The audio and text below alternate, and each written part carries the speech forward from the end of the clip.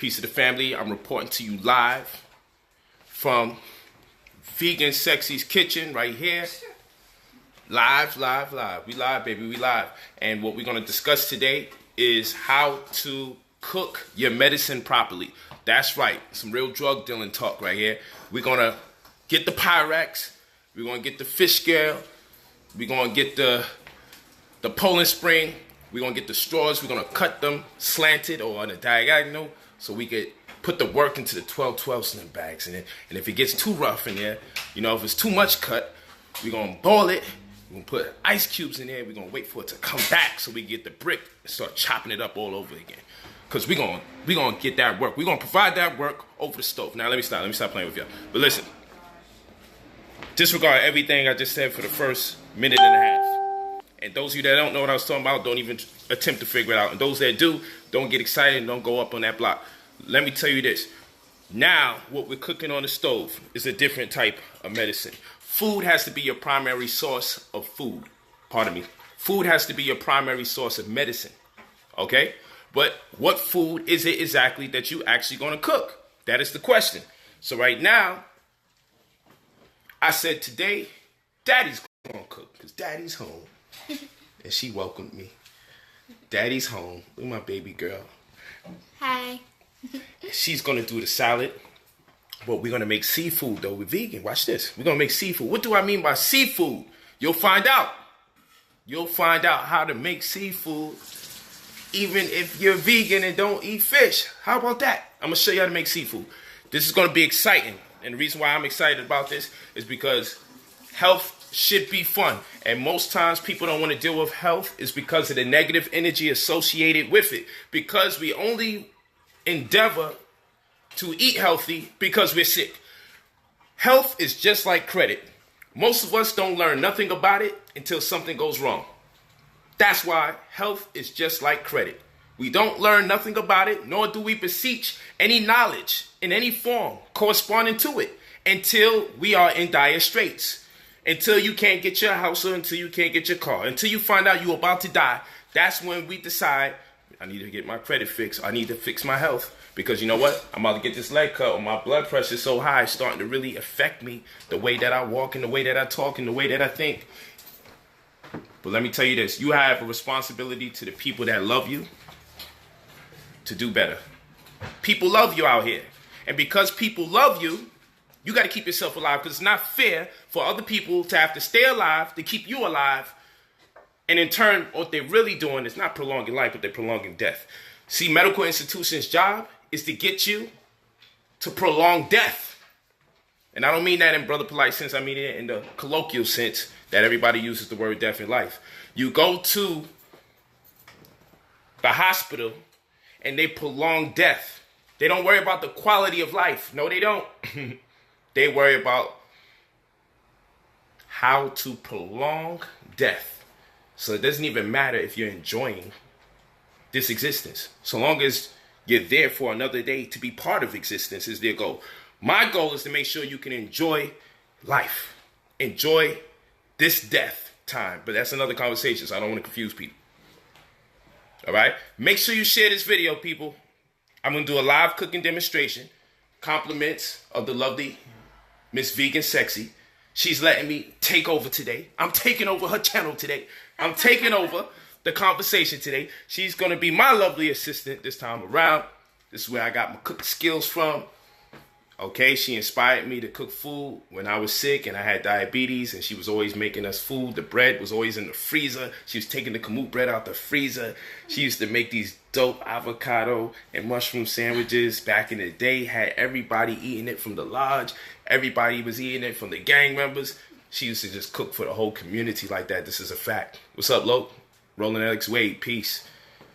Peace, Guzzo. What's good? So I want you guys, make sure you absolutely positively share this video. That's how you spread the wealth of knowledge in the form of health. You say, how do I become part of this movement? You're going to become part of this movement by sharing this video because I'm going to do a live cooking demonstration, but it's not going to be like any other because people give cooking demonstrations and what their sole purpose is to provide for good taste. And What I'm going to do is make sure the food tastes delicious. But we're cooking medicine, people. So some drugs you shouldn't mix with each other and others you should. So we got to deal with chemistry or chemet mystery. We got to deal with the chemet mystery. All right? That's what we got to do. Okay? So we got to put some offset in our food. 18. 1 to 8 is 9.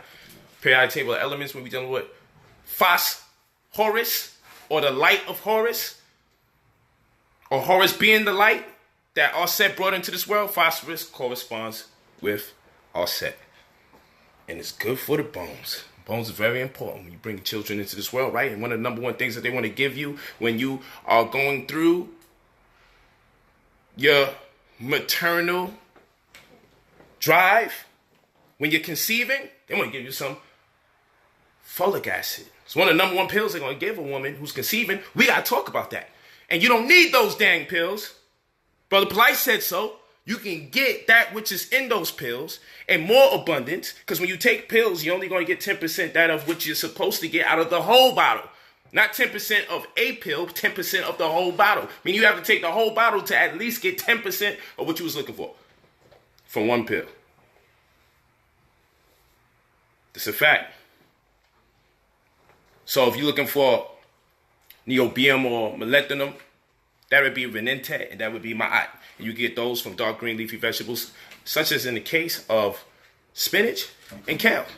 On the periodic table of elements, each of those 99 elements correspond with the 99 Necheru of the ancient Egyptians, or the Remetu, Pa-Remetu. But that's another conversation. I'm not looking to do that with y'all right now. I'm just letting you know. That's a book that I wrote, Chemistry of Kemet Mystery, and we show you the correspondence between the elements on the periodic table of elements and the Necheru, or people tend to call them deities.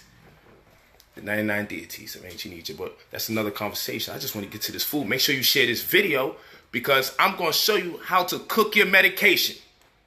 And what makes this different is not only will it taste good, but I'm going to teach you in the interim of us cooking and preparing the food, what's in that food and why we're making it in certain combinations. That's what's up to bat right now. Please take this camera. I'm about to get it in. Take this camera. I'm about to get it in. I'm about to get it in. I'm about to go super hard, people. We live, baby. We live. About to go super hard.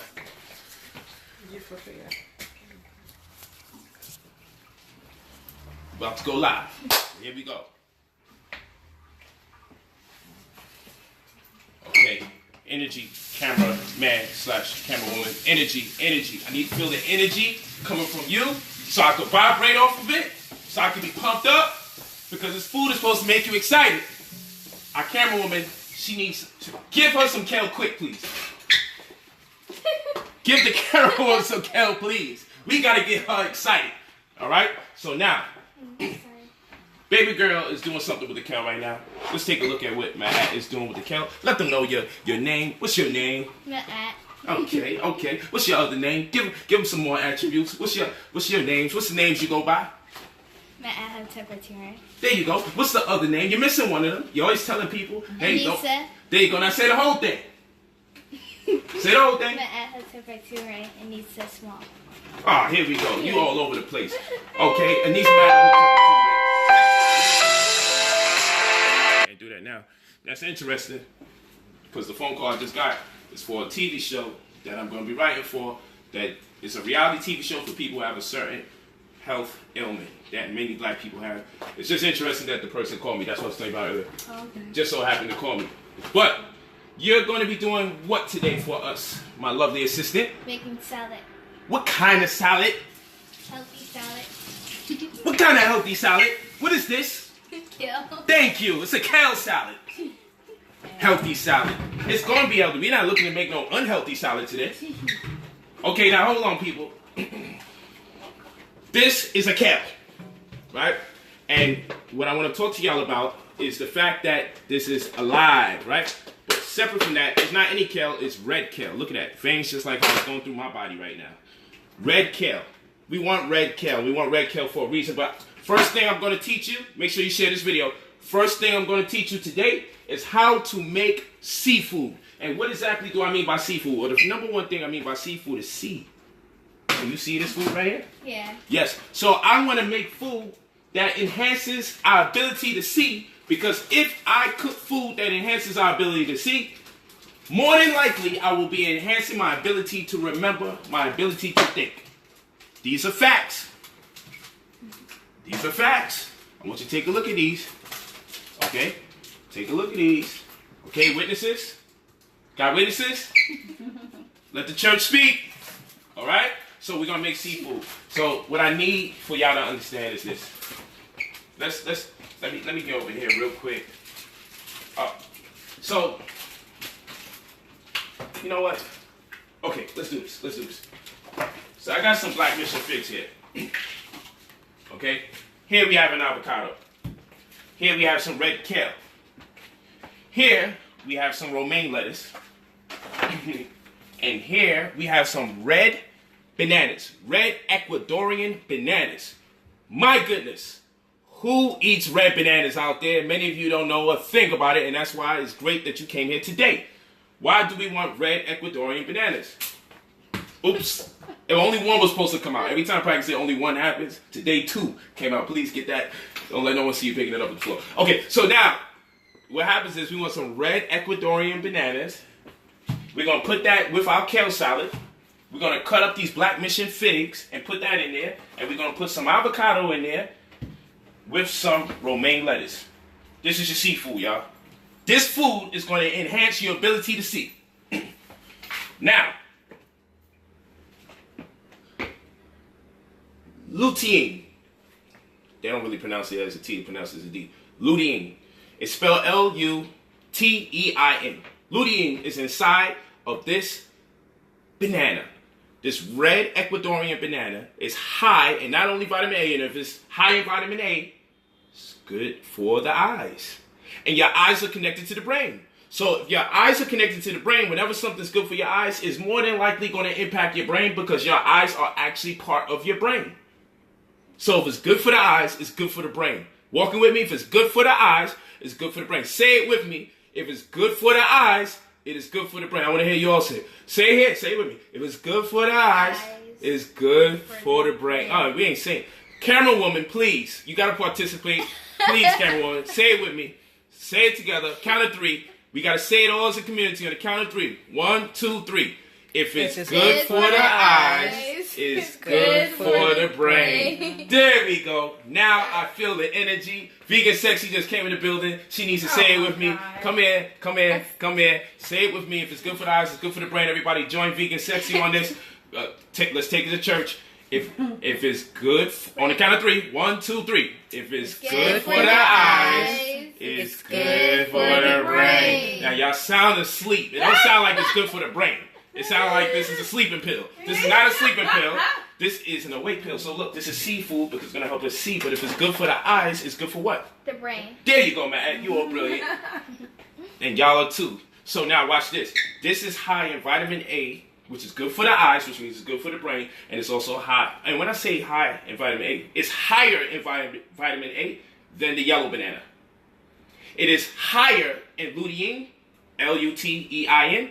It's higher in lutein in this banana than it is in the yellow banana. But what the heck is lutein? Lutein protects you from cataracts. You know, there's aging processes that take place. This is the next banana you want to get. If you can't eat this banana, get a baby banana. Now, the baby banana is actually higher in the vitamin A than the larger banana, because the larger banana is actually acidic. You want the baby banana. These are your top 2 bananas. We want the baby banana, but right now we're focusing on this because this is actually higher in lutein than it is the baby banana. So you want the red Ecuadorian banana. Whole Foods also happens to sell it. Many places don't. Whole Foods is one place that I know where I got to go to get it from. The red Ecuadorian banana, because a lot of people don't buy it. It's not compromised like that. It's just hard to find. So it's more valuable, which is great. When everybody starts buying it, now we got to worry. So now, lutein. You want lutein because when people start aging or they use their eyes under strenuous circumstances or more than the average person, like you read a lot, you read so much that you may not even read in proper lighting, you know, or you're always on your phone, you're always on your computer. So now there's a plethora of new eye disorders because of the technological advancements that exist today demands that we use our eyes before lighting that doesn't cater specifically to our interests and needs, meaning the light that we're using to see doesn't biologically embed. This means that the light that we're using to see destroys our DNA, which is why you're going to need some of this. Because how do you repair DNA, people? This is why you're going to need some of this. You repair DNA when you take in foods that have folate in it. I'm not making this up. You can actually look it up. DNA synthesizing, aka DNA repair, comes by way of folate or folic acid. The number one thing that a conceiving woman is told to take in is folic acid. Why? Because it helps build the brain of the child. Here goes your brain food right here. Here go. Oh, actually, their brain food right here. If there was only a few things you can eat, because you don't like to eat much, these would be the two things I'll tell you on planet Earth to eat as soon as possible, as much as you can. These two things. This is called the everything food, if you look it up, because it caters to damn near everything you need. Womb, prostate, brain, respiratory, digestion. This is amazing stuff here. That's why it's probably not a coincidence in the Bible where they sew fig leaves and cover up their private parts, right? Because it fortifies the womb, because it has folic acid in there, right? But if it's good also for the womb or the prostate, it happens to also be good for the mind. This is actual brain food right here, right?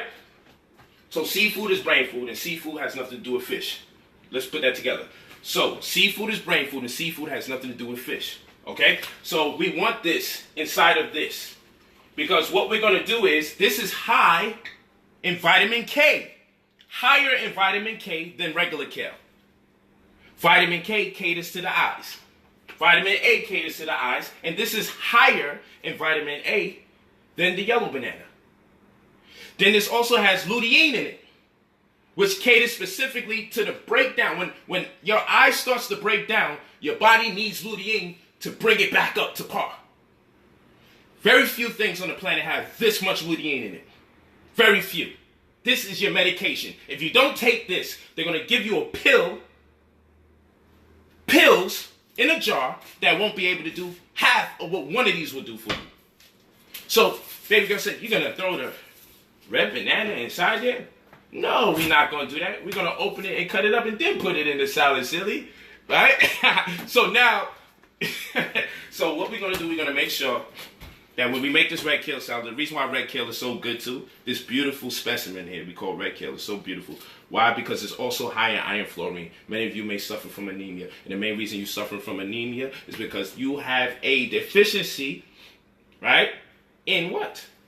Iron fluorine, which you can only get from dark green leafy vegetables. They say that we're not getting enough iron, but they never specify what type of iron. They say you need protein, but they never specify what type of protein. They say fat is good, but which fat is not good, because some fat is real good. Some protein destroys you from the inside out and takes away from what you're looking to complement yourself with, because you're going to the wrong protein sources, because there's more than one protein source. There's more than one fat. There's over 50 plus fatty acids. There's over 55 fatty acids out there. Which fat are you looking to avoid, and which fat are you looking to consume? Most people are looking to avoid any and all fat, and then other people are looking to gain any and all protein. This is backwards. All protein isn't good for you, and all fat isn't bad. These are facts. All protein is not good for you, and all fat isn't bad. So you want the fat that's inside of this. And the reason why you want the fat inside of this, because even when it gets out of control, this is the best thing on planet Earth that has the right amount of fat sources coupled with the fiber to polarize the experience, so that way you don't wind up overwhelmed from having too much fat. This is technology. That's what I call this. I can't even call this medicine. I call this technology. So you want this because this gives you a nice source of iron. Isn't it amazing that I don't have to eat meat to get my source of iron? I can get this straight from the stem. And I know you want to pull this out and not have the stem, but please, cut up the stem, whether you like it or not, and eat it, or just throw it in your salad. Because you need the stem for the iron fluorine. That's what this is really for, the stem. When you're juicing for the stem more so than the leaves. You're looking for the vitamin K from the leaves, you're looking for the iron fluorine from the stem. Okay? That's how this works. So you can continue doing what you're doing with this, baby. And we want this because this is romaine lettuce. Iceberg lettuce, for those who don't know, very low in nutrition, if any at all. You want romaine lettuce. Romaine lettuce has folate in it, folic acid, and it also has what? Romaine lettuce also has phosphorus. And phosphorus is good for building of the bones. So when people have children, babies, that have been born or about to be born, or you're en route to conceiving, what you need to make sure is you're getting enough romaine lettuce, enough red bananas, right? Because we want to build the brain of the child, and we want to fortify the bones. The bone structure we want straight. And if that child's born in a world with weak bones, then what is going to happen is they're going to be more vulnerable and susceptible to what you call anterior pelvic tilt. And then you think that you get a beer belly from beer, but you can get a beer belly from foods that are GMOs, or genetically modified organisms, that come about by way of genetically modified organisms, which means they cross-pollinate things that should have never had sex with each other. Plants that should have never had sex with each other because they don't have legs to walk from one side to the next and say, boo, holla at me. Plants don't do that. People make plants, force themselves on other plants, and rape plants. And now you're eating foods or plants that's a byproduct of that rape, that forced cross-pollination. Okay? So, what we want to do is veer clear of those things to the best of our ability when we can. Okay? That's what we want to do. So, for building babies, creating babies, this is one of the number one things you can take. Because it's high in phosphorus, which is good for building the bones. It looks so simple. But you can take pills now, those prenatal pills. Or you can just make sure you make tacos out of this lettuce, and it'll be delicious. And I'll show you what you can put in there. Because you could get some pantothenic acid out of this. And what that's for is energy metabolism. Pantothenic acid is for energy metabolism, because what it does is fortifies or reinforces the conviction of red blood cells to pass oxygen from one side of the body to the next, and also helps dispel or get rid of the carbon dioxide that's in the body, the waste product that comes out by way of the lungs. And that's what this thing does right here. It's high in pantothenic acid. So we want to incorporate this into the equation, but we're going to cook this separately. We're going to cook this thing separately. And guess what else has folate in it? Onions. So when I make some black rice today, I'm going to actually throw the onions in for flavor, because folate actually tastes good. I'm going to throw the onions in the water and let the onion boil until it dissipates. And what it's going to do is give the onion, it's going to give the rice, it's going to give the rice amazing taste. When I boil the rice with the ginger. But the thing is, the reason why the rice is going to taste like that is because the ingredients is now attached to the rice when the water boils out. Mm-hmm. It's kind of what you do when you have a double boiler and you indirectly cook something with heat to make chocolate. Well, we're following the same mechanics. But what we're doing is making the folic acid touch every corner of that pot, every grain of that rice. That's what we're doing. Because whatever was good for a baby stands to reason it's good for you. And whatever was horrible for a baby, for some reason, once you became 18 or 21, suddenly you think it was better for you. We would never take a 50-cent soda, put it in a baby bottle, and feed a baby. Right. But when you get older enough, suddenly it's okay to start killing the children. So adults ain't nothing but bigger children, because adults that have problems, their problems stem from childhood. And when adults have a problem articulating themselves and they feel uncomfortable, they lost the words, they cry. Same thing babies do. They don't have no words, they cry. So, if soda is not good for babies, soda is not good for you. This is the law we have to live by. If you're not going to open up a pack of Newport cigarettes and give it to your 2-year-old, then you shouldn't have it opened up for you. If it's not good for babies, it's not good for you. Let's say that together. If you shouldn't feed it to a baby, you shouldn't feed it to the adult. How about that? Mm-hmm. If you shouldn't feed it to the baby, you shouldn't feed it to the adult. Nobody wants to say this? Okay. Okay, everybody's cheating apparently. Okay, if you shouldn't... Hello, come on. What? If you shouldn't feed it to the baby, you shouldn't feed it to the adults. Okay. Say it with me. If you shouldn't feed it to the baby, you shouldn't feed it to the adults. Okay? So there's no right age to start killing yourself. Well, you know, I'm 11 now. I can start drinking a little soda that's poison. No! Not good. Not good.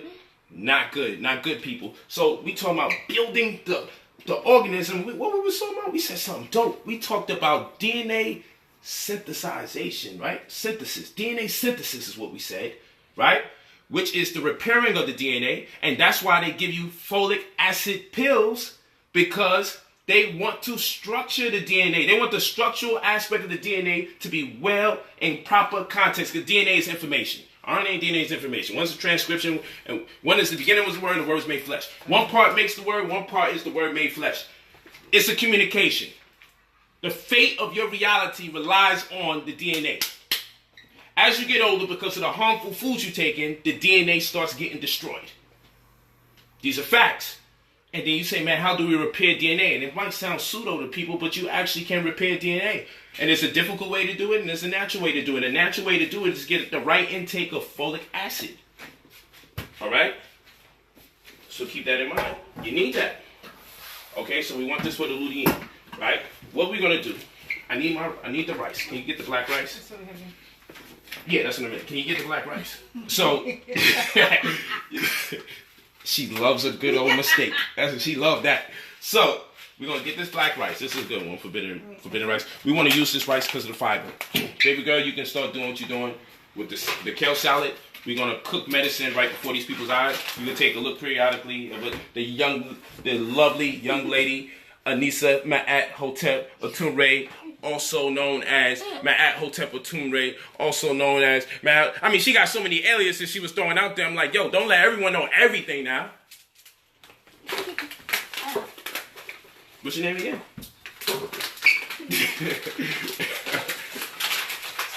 She's over there. Yeah. Oh, that's what I meant. So, she loves a good era. Look at her knock that thing out. And we're going to keep these stems. We're not going to throw away these stems, people. We're not going to, because this is just good. We can just throw this in a juicer. We got the NutriBullet right up there.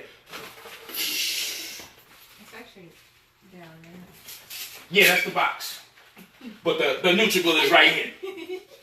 See, this is how you know this ain't scripted. Because every time I point to something, I mean, that ass is always telling me the opposite direction. All right? So you know it's not scripted. You know this is official right here. You got to cut these too.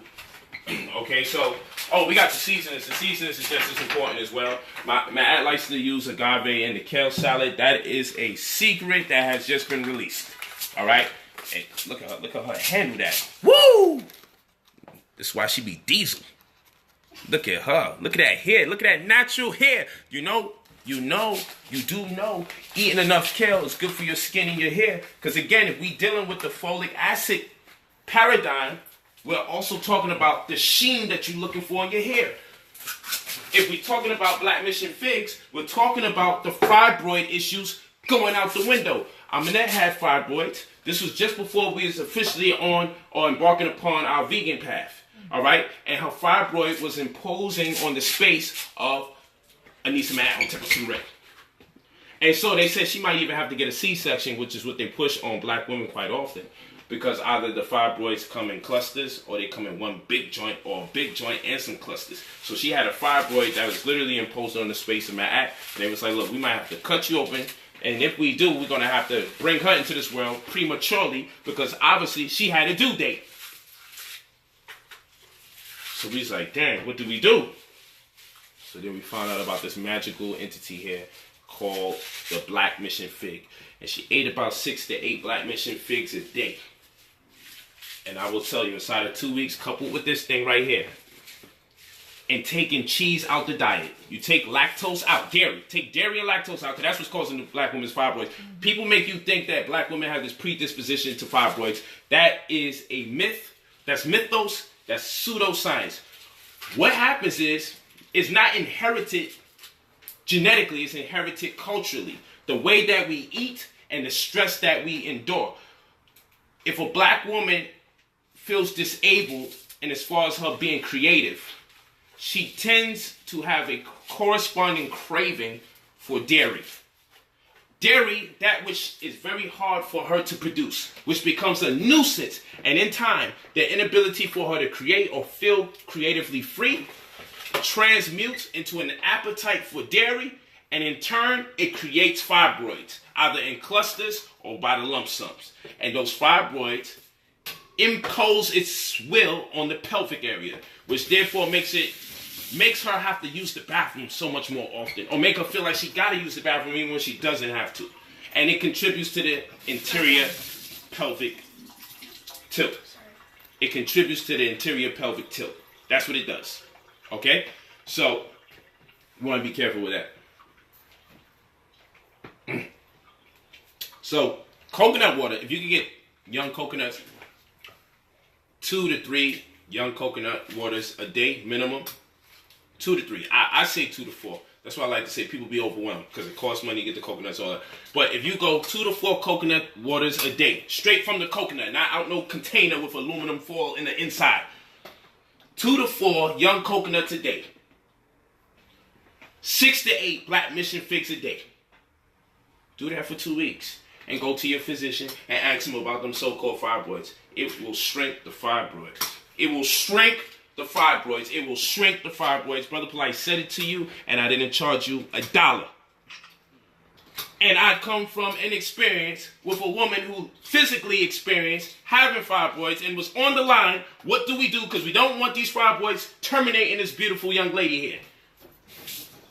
It was on the line if we was going to deal with holistic health or we was going to deal with the possibility per the incantation and the spells and the witchcraft, because pharmacy is pharmakeia, and pharmakeia is the Greek word for sorcery or witchcraft, and Rite Aid, which is R-I-T-E, is ritual. So when we go to the drugstore, Rite Aid, they're performing a ritual on us by way of the pharmaceutical industry, because pharmacy is pharmakeia, and pharmakeia is witchcraft. It says it in the Bible. Anywhere you see the word witchcraft or sorcery, you see the word pharmacy. So the authors of the pharmaceutical companies suggested to us that you need to get a C-section because it's going to, those fibroids is going to impose on the life of the child, the growing child. And we had to trust the knowledge or trust the doctor. And so we switched up everything. We switched up every single thing. And we took it to the next level. Get you these. This is good for the prostate. This is good for the womb. If it's good for the womb, it's most likely good for the prostate. You got to always make these connections. If it's good for the eyes, it's definitely going to be good for the brain. This is how it works. This is how it works. So we're going to cut these up. We're going to put that inside here. Look how that's beautiful, man. This is beautiful already. It's beautiful. Go over the seasonings. The seasonings? All right, let me do this. Let's boil this rice. Let's get this rice in there. Where's the bag of rice? Okay, I need you to open this one. Let's get this rice in there. If you really want to get crazy, man, there's other things you can do, but I ain't going to say it. There's some great stuff you can do. We got to save it for another time. I want to see if I can actually, I should have had this in here.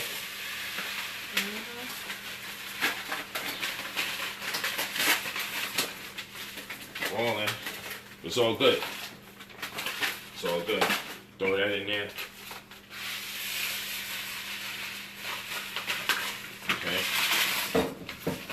Okay, thank you. And what we're going to do, we're going to take some water right here and pour this up to the cup. Let's make sure we see what's going on. Make sure we see what's going on. Oh, this is so, well, children are here. Child is here. This is beautiful. Let me just say that. Let me just say this is beautiful. This is vegan sexy. Woo, look at that. Okay, now I'm going to take another cup of this. All right, watch this. Watch this, watch this. Take another cup of that and pour it to the top. And boom. Woo, woo, woo, woo. Right? Now watch this. Watch. This is the dope part. Watch this part. Watch this part. This is where it gets real. This is where it gets real. Because I'm working up a storm. I can continue. So right. Now. I was waiting for you to come and don't front. I need my own cooking show. I ain't even burned nothing yet, and y'all digging this. Yeah, you ain't burned nothing but your own gas. Yo, this is some real talk. But actually, what I want to do is, let me get another one of those bottles. we gotta do is, let me get one of those knives. We always want to bless the rice a little bit. And the reason why we're going to bless it a little bit more, this is for the homies that pass, who work real hard in the hood. The reason why we want to do this is because we're going to throw just a little something in there. It's not going to be that intense, but you know, we're going to chop up some ginger. This is good. Like if you ever suffer from motion sickness or nausea or something like that, you know, if you chew a piece of ginger, it's out of there. You know, if you got acid reflux, you know, if you just eat a pear or something, it's a quick fix. It'll get rid of your acid reflux. Like, I'm just saying stuff at random, just to buy time. But these things are all true, and it's costing you nothing. Just share the video. All I want you to do is share the video, share the wealth. I got free time here, and so that's what we're going to do. You know, you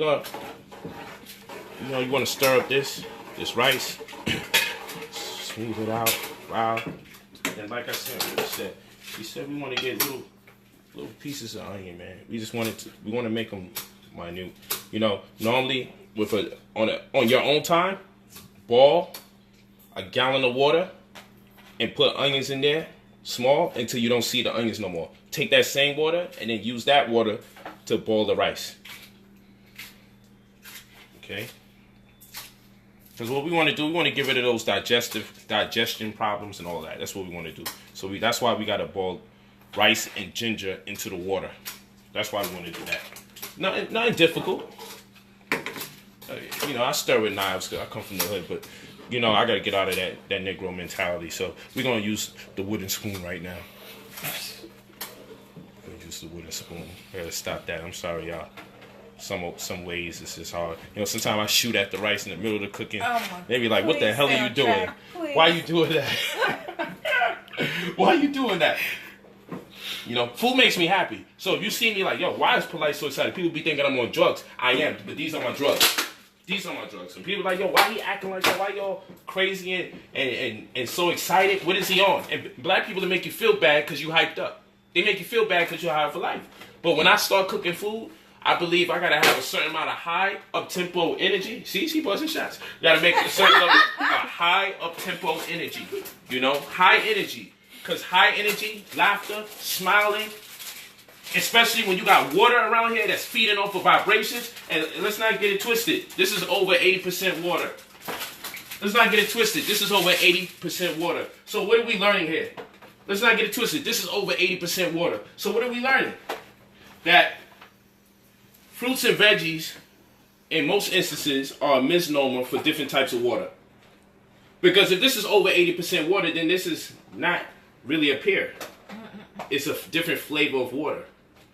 And if this is over 80% water, a plum tomato, we use this to preface over the other tomatoes because they're acidic, then this is not really a tomato.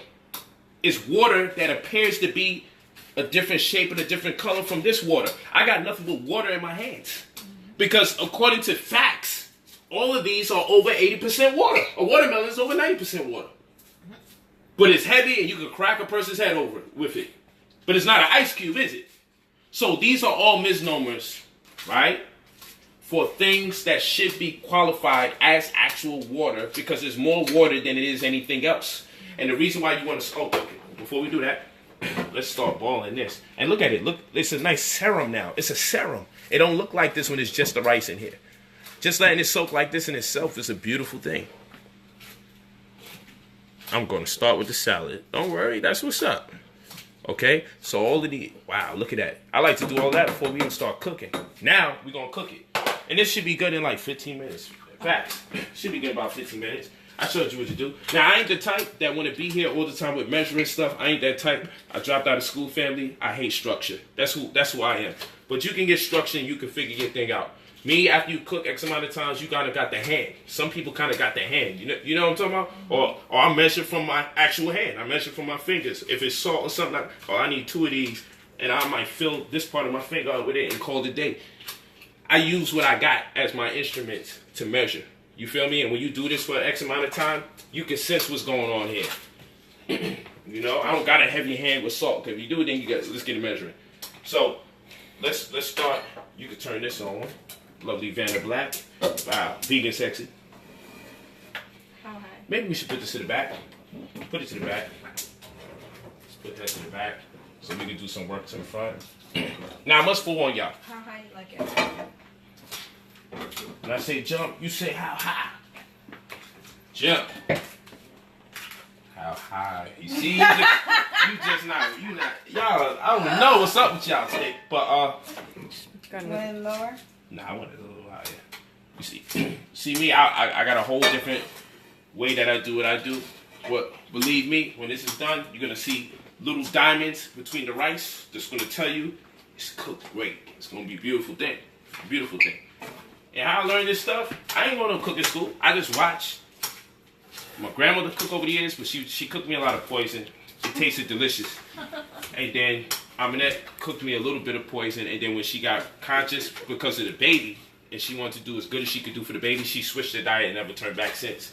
And I used to love the food so much, and I was depressed. I'm like, man, I just wait for her to come home to cook. And then I remember my grandmother used to say, never have to rely on a woman to cook your food, because what if she leave you? Then you can't feed yourself. But I only knew how to cook poison because she made it taste so good.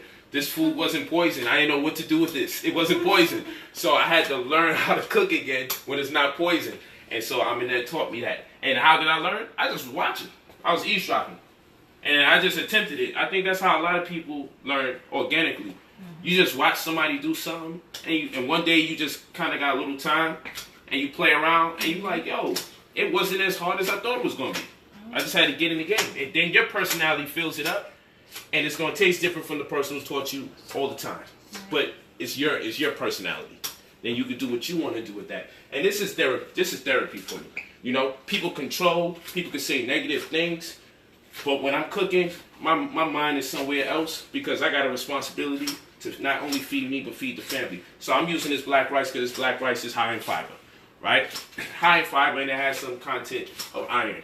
So it has some contents of iron, but it's there for the fiber. So we want to get rid of the negativity going on inside of the household called the human body. So for whatever poisons that's still there lurking, that fiber is going to help grind that thing out of there. Because, you know, you got stuff that's in you probably since 3 years old, since 5, 7 years old, especially if you're not in the holistic lifestyle. So you need to get that out of here. If you're getting upset during the day because people stress you out, then you're producing toxins that you're looking to avoid from swine, that you're looking to avoid from chicken, that you're looking to avoid from red meat. And consequently, there's no such thing as red meat. They pump red meat with carbon monoxide, and that's why the gray meat that they should be soliciting to you / the brown meat that they should be soliciting to you is red, because they know, based on human psychology, you will be more receptive to buying some meat that looks red, because you expect it to look red because you're associated with blood, so therefore you think the meat is fresh.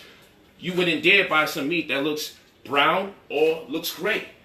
So what they do is purposely pump meat with carbon monoxide so it can have its red hue, so they can leave it on the shelves longer, because any real meat is going to turn brown or gray after oxygen hits it over time.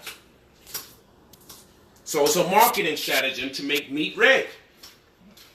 You know, I know sometimes people say he talks about too many things. The 1 minute is economics, it's real estate, it's politics, it's comparative studies, I'm out there, some religions. I'm just interested in life. So I'm with the food thing now. This is the other thing. I got a different type of brain because I'm cooking my medicine. So because I'm cooking my medicine, my brain is intact. I'm probably in my prime right now. And I'm probably going to stay in my prime for another 15 years before I even start slowing down. And by that time, I would have forgotten more things than many people have even remembered. And I might even be there right now. And that's me being humble, because I know I'm there now. Because people are not using their brain, nor are they fueling it what it needs in order to empower themselves. Baby girl is just doing such a good job. She over there focused.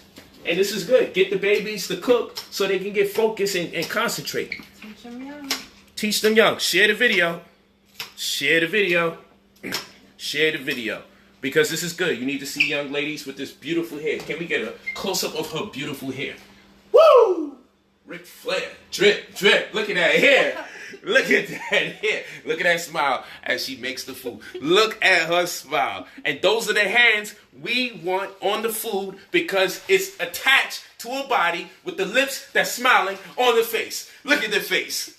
Look at her. She's happy. So that happiness is going inside of the food. That's what you want. Every time it's time for Daddy to cook, I know they like the food, but I think they love the energy. They like the event that food cooking becomes when I start cooking, because I'm excited. I don't know how to cook quietly. You know, some people treat cooking like it's a library. Everybody gotta be tiptoeing and everything. Shh, she's cooking. I'm not down with none of that. It's gotta be loud. I want music playing. I want people dancing. I want them doing everything. I want it all going down. I want it all to happen, because it makes cooking fun. You know, you gotta make it fun, because I'm gonna tell you this: if you got 3 glass jars and you put rice in each of the 3 glass jars, and you put them in 3 different places in the house or even in the kitchen, and you go to 1 glass jar, right, and you say, I love you, and you go to another glass jar with the rice and you say, I hate you, and you go to another glass jar, well, you don't go to that jar, but you keep it within the vicinity of the other 2 jars. You'll find out that the jar that got ignored is the most poisonous smelling of all the rice. The jar where you said, I love you to the rice, I love you to the rice, it's almost like flowers sprout out of it. And the jar that you said, I hate you to, it smells sour. So we learn, ignoring life is the worst thing that you can ever do. And saying I hate you is a frequency that can actually corrupt the integrity of the molecules that make up anything that's around you, including the living. Now that's rice, and we don't consider rice to be alive. So think about it. And if you think I'm joking, guess what? I just told you what to do. Get 3 glass jars, tell 1 glass jar I love you every day, tell another glass jar I hate you every day, and trick the other jars to thinking you're going to give them any energy. And don't say nothing to it. And watch what happens. The glass jar that you say I love you to, it's going to smell so sweet, and it's going to look like it wants to grow into a flower or something. And then the jar that you say I hate you to all the time, it's going to smell sour. And then the jar that you ignored, it's going to be the worst of smelling amongst all of them. These are facts. These are actual scientific experiments that actually were conducted. Absolute facts. Absolute facts. And so if you understand that concept and understand that this may look like salad to you, but this is a fanciful form of water. That's what this is. It's fancy water, because we know romaine lettuce is over 80% water, and we know kale is over 80% water. So we know that the molecules in a thing can be affected by frequencies or tones corresponding or accompanied by frequencies, more so based on how water soluble that thing is. Because anything and everything is affected by energy, but the more water is in that thing, the more vulnerable and susceptible it is to the vibrations. And that's why you want positivity when food is being cooked. Because you consume that energy. You consume that vibration. So when I go to eat at expensive restaurants, it's not really because the restaurant sells expensive food that I think the food is good. It's the fact that the people that prepare those foods have a tendency to say to themselves, I'm preparing this food for very special people. It's a tendency for the person that deals with culinary arts, and they deal with it from an artistic standpoint. They prepare the food with a certain level of integrity because they love what they do, and they want to present this food to people that they believe are very important when you go to those real upscale restaurants. Because they like, my job is on the line. Kings, queens, empresses, presidents, people in sports, music, and entertainment come here, and I want them to be able to eat this food because I take pride in my work, because this is my artistry. Versus the chicken spot guy who just fries it in the same, what's that? Yard? What's that thing? Lard. Cooks it in the same lard, pig-infested oil. Nigga after nigga after nigga. That's all this is. Niggas 2 a.m., it's the same niggas 3 a.m. Niggas 3 a.m., it's the same niggas 4 a.m. You know, he's just dipping it into the same lard over and over and over with no regard for human life in the whole hood. No seasoning. It already came pre-seasoned. No nothing. No love, no care, no attention to detail. And when you eat that garbage, you behave like the garbage you consume. Versus somebody taking the time and say, I want to make sure when I prepare food, I make a few people laugh. I want some people to be excited. I want some people to smile. I want everybody's hands on it that's enjoying the situation. Because we all going to eat. We all got to participate in cooking. How about that? Bring the whole family out. If your family's going to cook, have the whole family participate in something. Make the young lady make the salad. Especially if they can't touch the fire yet. She definitely cooks. She burns up. But if the young lady or the young brother in the household got to come up from somewhere, put his hands on the salad. If he can't use knives yet, or she can't use knives yet, rip the kale off the stalk. You're never too young to start cooking. You gotta have them participate in this, because cooking can bring the family together, because after everybody's hands done been all over that food, or poured the water into the pot with the rice, pulled the kale off the stalk, cut the avocado, slice the onions. After everybody had contributed, by the time it's time to eat, most of us won't even be that full because we would have already eaten or consumed the food. By the time we eat, we won't even get full. Because it's another known fact that a cook is eating food throughout the whole process of preparing the food without even putting the food in their mouth. Why? Because just inhaling the food is inhaling the essence of the food. So as things is being cooked, as things is being sliced and cut open, its essence is permeating into the atmosphere and you're inhaling it. And that's why the same way I behave when I'm around cigarettes is the same way I behave when I'm around harmful foods being cooked. Because I don't want to inhale the smell of the bacon. Because to inhale the smell is to also eat it as well. These are facts. That rice smells good. The rice smells good, huh? Mm-hmm. Oh yeah, I'm excited about that. I'm excited about that. What about the banana? Oh yeah, cut that banana. Make sure it's not too ripe. Because I know we can make it get a little softer. I got it here for demonstration. But hopefully it's not, let me bite a piece of it. Because I'll tell you what, if I bite it and it's like sticking all over my mouth, then we know it ain't time for it. Now bananas are. Okay, let's see. This will do. It could be a little soft, but it's alright. If you want to, now we really want to do some magic, all I do is throw this in the fridge and get it to die quicker. And it'll be ready for us right now. You gotta stop putting food in the fridge. If the food goes in the fridge, chances are your fridge is part of a cemetery. And this is a casket. And what you put in caskets, you put dead bodies in the casket. So, I like to use it for liquid, but most of the foods that we eat should be able to stay out. And that's why I had to get out the hood. Because whenever I got ready to even pull a chip out the bag, the roaches was coming out. I'm like, yo, I gotta get out of the situation. Because once I started becoming more holistic, it was very difficult for me to eat the food that I wanted because I was living back.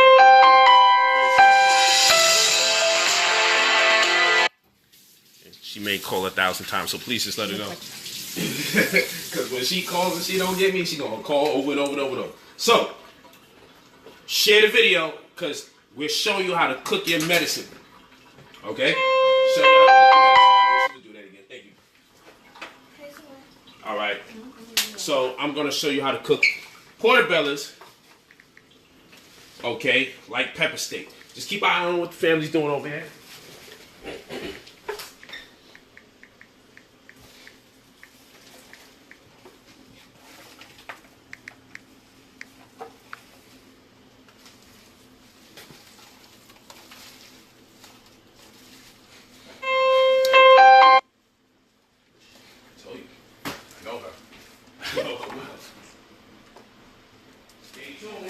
Thanks.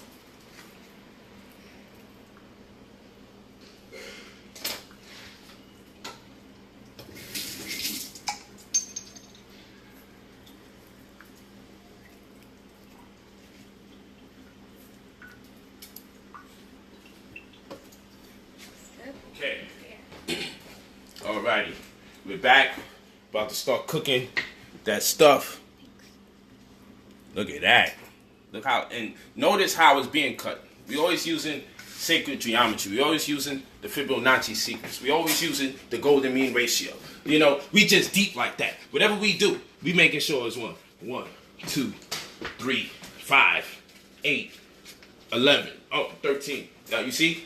But some of y'all know what I'm talking about, some of y'all don't. Don't worry about it. That's another lesson in itself. This is going great. This is going great. It's black rice. But if you ever cook black rice, you would know mine looks different because of what I just put in there. Because I just changed the chemistry of the water. And those little diamonds are starting to happen that I was telling you about. Wherever you see those little bubbles, those are the little diamonds. Or tetras, I should say. Which is the universe that starts out with tetras. Now what we're going to do, we need the oil. We're going to use grapeseed oil, right? You can also use olive oil. extra virgin, very good. But extra virgin does leave an aftertaste. So let's say you want to cook some French fries. It's not going to taste as good because the extra virgin is just that. It's very pure, you know. And I'm going to tell you, and I shouldn't talk about my man's moms, but she's so dumb that because the orange juice said concentrate, she was staring at the bottle for 3 hours. Ah! Stop Well, it. I just said that for whatever reason. But anyway.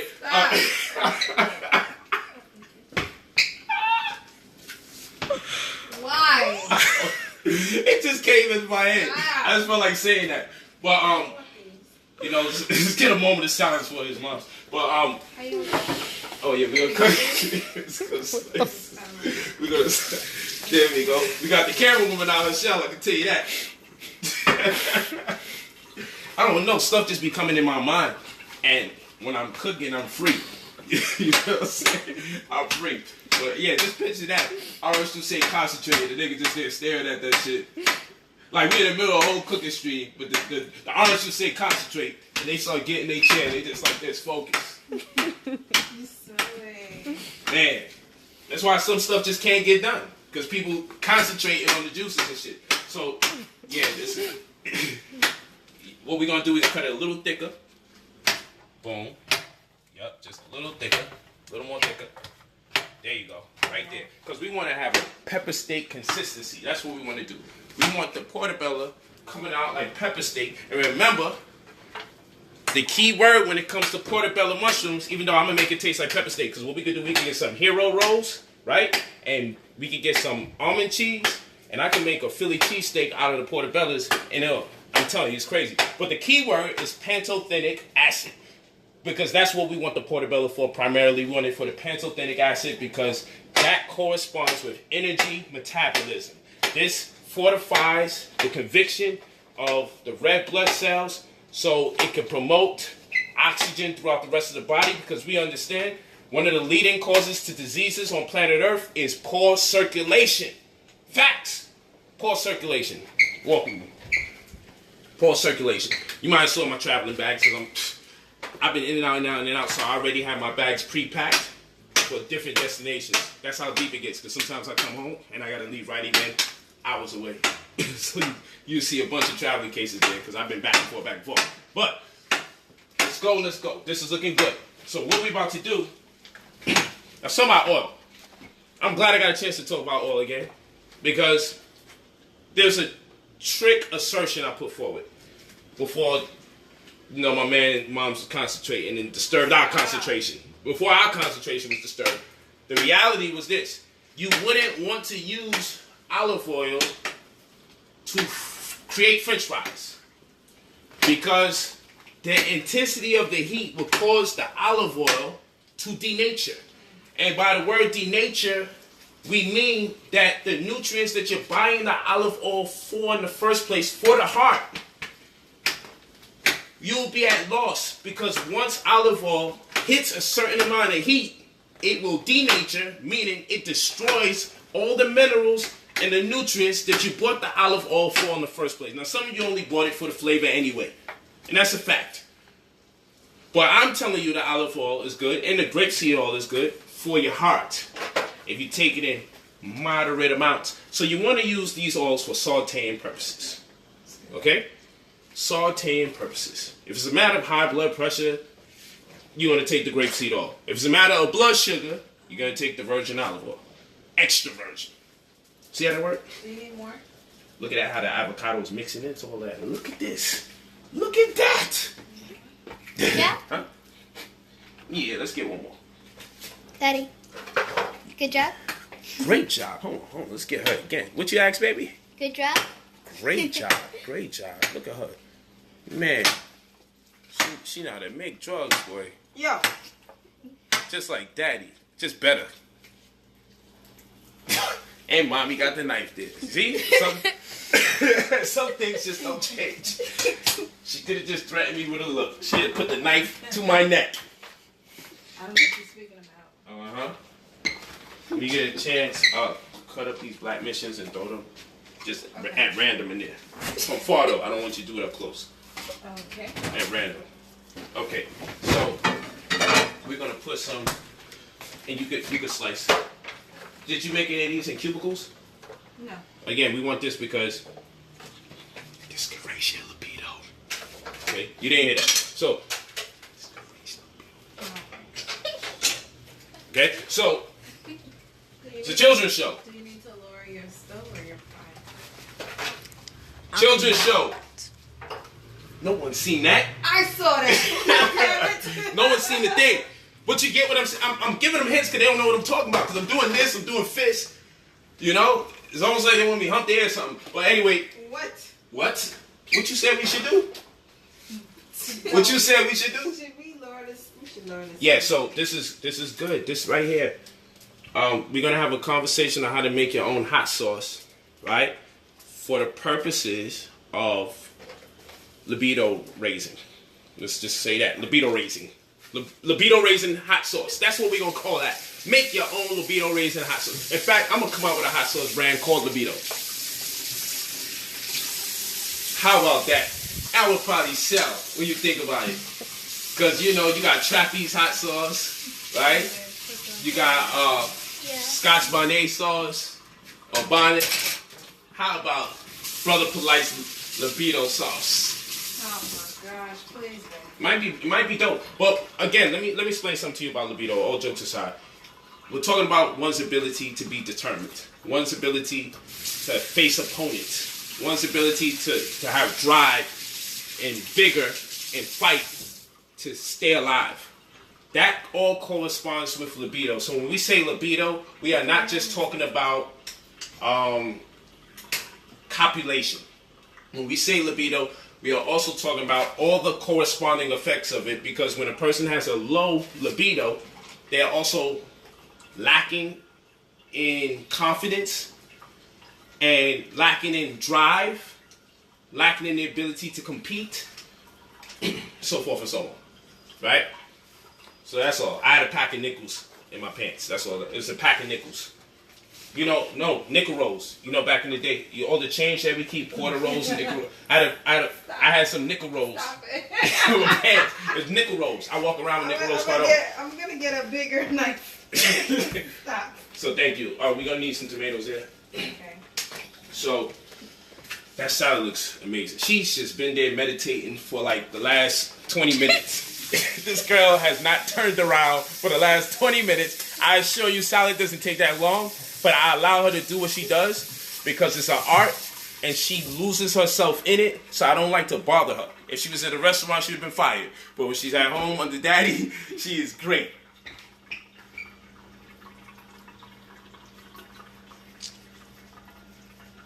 Yes, and I'm not talking about hot sauce that is uncomfortable eating. I'm not talking about that. Uh-oh, we almost done? Uh-oh. Look at that now. Come on, man. I know some of y'all be having problems making rice. Woo! We almost done. You don't want to lower the stove? Yeah, we can lower it now. We can lower it. We can lower that. And what we do, we start.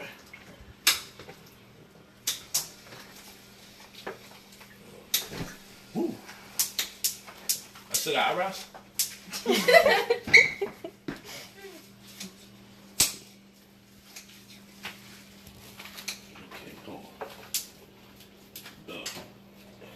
You need 3 tomatoes? How many tomatoes? How many? Huh?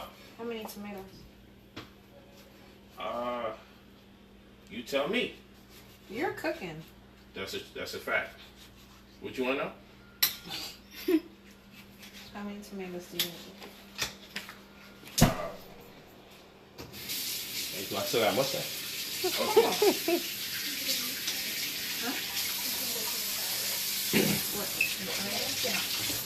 Okay. Okay. You can start seasoning your salad. Yeah.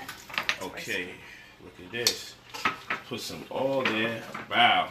I just want to glaze the pan with this oil, and the reason why I want to do that is because the portobello and the onions is going to, and the bell peppers are all going to create a gravy for me. So I don't really want too much oil here. I just want enough oil for me to jump back when it's hot and I throw the onions in. I want enough oil there where I can just get a little love tap. That's all I want. You should move this stool. Yeah, because when I jump back, I don't want to flip over the stool. You're right. Let's move the stool. So I just need enough oil in there for me to hear that crackling sound. You know? This is the white man right here. This is the crackle. We want to throw that in there, and we want to hear that. And I'm going, okay, we good, huh? You need one more? Yeah, just cut me another tomato there. Okay, the whole thing. Because the tomatoes also is going to contribute to the gravy. But I don't put the tomatoes in the first run. I put them in the second run. All right? What you don't want to do, you want cayenne pepper to promote blood circulation. Every color corresponds with some form of facilitation for the better good of the human body when you're using different herbs and spices. But we're going to use the cayenne pepper, right? But we will never, ever, ever, while food is cooking, put the cayenne pepper in the food while it's cooking. Because you will start coughing up a storm. It will not give you the chance or the opportunity that you need when you put it in the food after you take it out the pots. So when you have cayenne pepper, people, please don't put it in the food while it's cooking. Because everybody will be here. That's what everybody will be doing, coughing up a storm. You don't want that. So put the cayenne pepper in after the finished product. So when the first finished product is done, boom, cayenne pepper. What we will do, though, we will throw some allspice in here, right? We want the allspice because it's great for the lymphatic system. You know, anything that causes the body to swell, you got swelling up and you can't control the situation, you want some allspice for that. And you also want some allspice there because it helps with the osmoregulation, the body's ability to use water to transport nutrients on a consistent basis from one place to the next. That's why you want to have allspice. You want some allspice. So while the food is cooking, allspice is real good for cooked food. Because while it's cooking, you're not going to have no problem. It's not going to get, it's not going to congeal. It's not going to get all clogged up and connected to each other. It'll still spread evenly while you're cooking the food. So I like to personally use this and throw this in there while it's cooking. So far we're going to put the cayenne pepper after cooking. We're going to put the allspice during cooking. We're going to put the onion powder in after cooking. Right? And we're going to put the ginger in while cooking. All right? And I got some dill weed here. We're going to explain the science behind the dill weed. And I'm still missing 2 other ingredients that I'm not going to tell you because this is my special formula, but I guarantee you will love how this tastes right here. You just can't get all of that. And when I say pink salt, that's not one of the other 2 missing ingredients. So, I just realized I left that out. You can't get all that, but we're going to definitely need the pink salt. This will help us maintain the integrity of the alkalinity of the food, my brother. Okay, that's what this is going to do. We're going to maintain the integrity of the alkalinity of the food. We're going to keep the pH at constant. This got some amazing minerals in here. It's perfect. You know, we want to make seafood, so we got to have some of this in there, some of this over here. Seafood, good for the eyes. All right, so let's put it to the test. Here we go. It's on. It's working. It's just like I suspected. Just like I suspected. Kitty cat. Woo! There we go. Yeah. Oh, you need more coffee, right? Yeah. Wow, look at this. Look at this. This is beautiful. We're going to spread it out. You know, I can smell it already. Yeah, I said to play it off. I really got burned. But, you know, this is good. This is great. This is great. Now, what I normally do is put one pot with more bell peppers than the other and another pot with more onions than the other. I like to spread it out like that. I like to get a vibe of what's going on here. But after I cook it for X amount of time, and I can really get on my Chinese food shit. Pardon the language. I don't like to curse when I'm cooking. I can get it really on my Asian stuff, and I could play around, right? But it doesn't always work, so I'm not going to do it live because somebody can get burnt. I normally put on like real thick rubber gear. Yeah. So when I play my Asian role, if it don't work, I'm good. I don't catch a body. But I ain't got it on. I got a short sleeve shirt on, so today you ain't gonna get that. Cause you know I like to do all sorts of like when the family's not looking, I like to make them think I'm doing this, and I make sounds like, yeah, that's just me mixing it up. I'm doing like the Chinese people do in the Chinese food store, y'all. And then when they come, I just stop. And they be like, yo, he got skills. And I just explain to them what I did. They don't need to see that. But that's what I do. That's how I do it. I want the fire up a little more. Thank you. It's working out. It's working out. Okay, so what we're going to do now, we're going to throw some of these guys in here, right? We're going to throw these guys in here. We're going to leave them on top. We're going to leave them on top. Okay? We're going to leave them on top. We're going to let those cook at the bottom. And it's a smell thing. Look at that rice. Beautiful. Now, anybody that cook rice right before your eyes, you know it's real. Because people be messing up rice. And me, let me tell y'all about rice. I like my rice shelly. I don't like it swollen up. I'm not with none of that. I don't like no obese rice grains. I'm not with none of that. I like shelly, slim, anorexic rice grains. I like my rice grains constantly throwing up, sticking his finger in the mouth. I like my rice grains like that. Analogies. Oh, that's how I like my rice grains. It's not good. Yeah, and based on the smell, I know when to turn it over. Because there's a smell that comes from this. It emanates from it where I'm like, yo, that's it. So now, because of the smell, look at that. That's how I'm going to do. So what this is going to do, if you cook it like this indirectly from the heat, coming from the onions and the bell peppers, this will cause the allspice to kind of stick on the mushrooms. And that's what's cool, because then when I turn them over, then I'm going to do the same to the onions. And then this is going to cause a steam when it hits the bottom of the pot. And it's going to go profusely through the bell peppers and the onions. So this is really chemistry on a whole nother level. Like, I love this. Something special happens with this. So this is all allspice. And what I'm doing, I'm just covering it. I said allspice, that's deodorant. I'm not seasoning this with deodorant. See, so I'm covering it. It's not something to really measure. It's something you want to feel. Okay, it does cause a little cough. But listen, it's not like the cayenne pepper. So I'm not really doing this with measurements. It's about feeling. You know, it's the spirit of food. It's the energy. It's the emotion.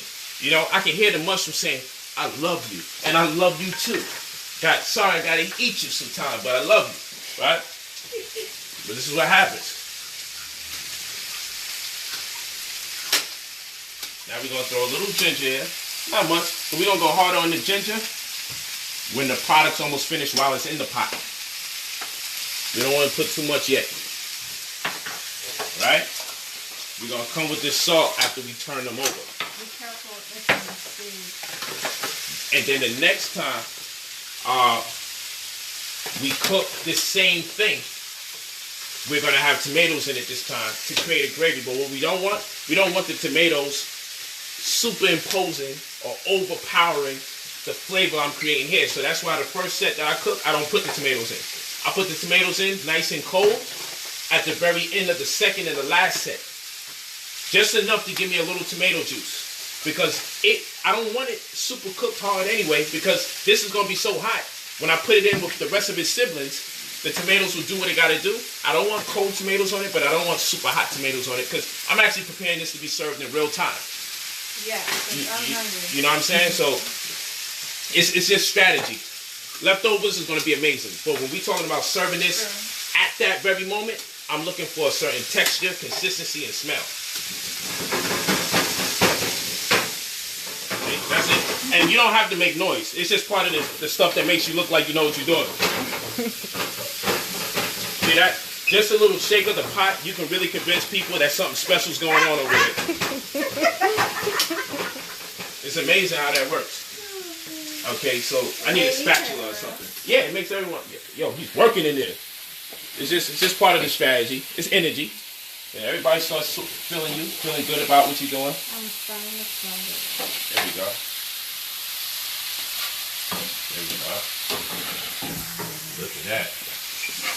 There we go. Don't that look like some Chinese food or something, man? Look at the color, though. It's the color that I'm interested in, too, because the color makes people happy when they get ready to eat. You don't want to see nothing dull.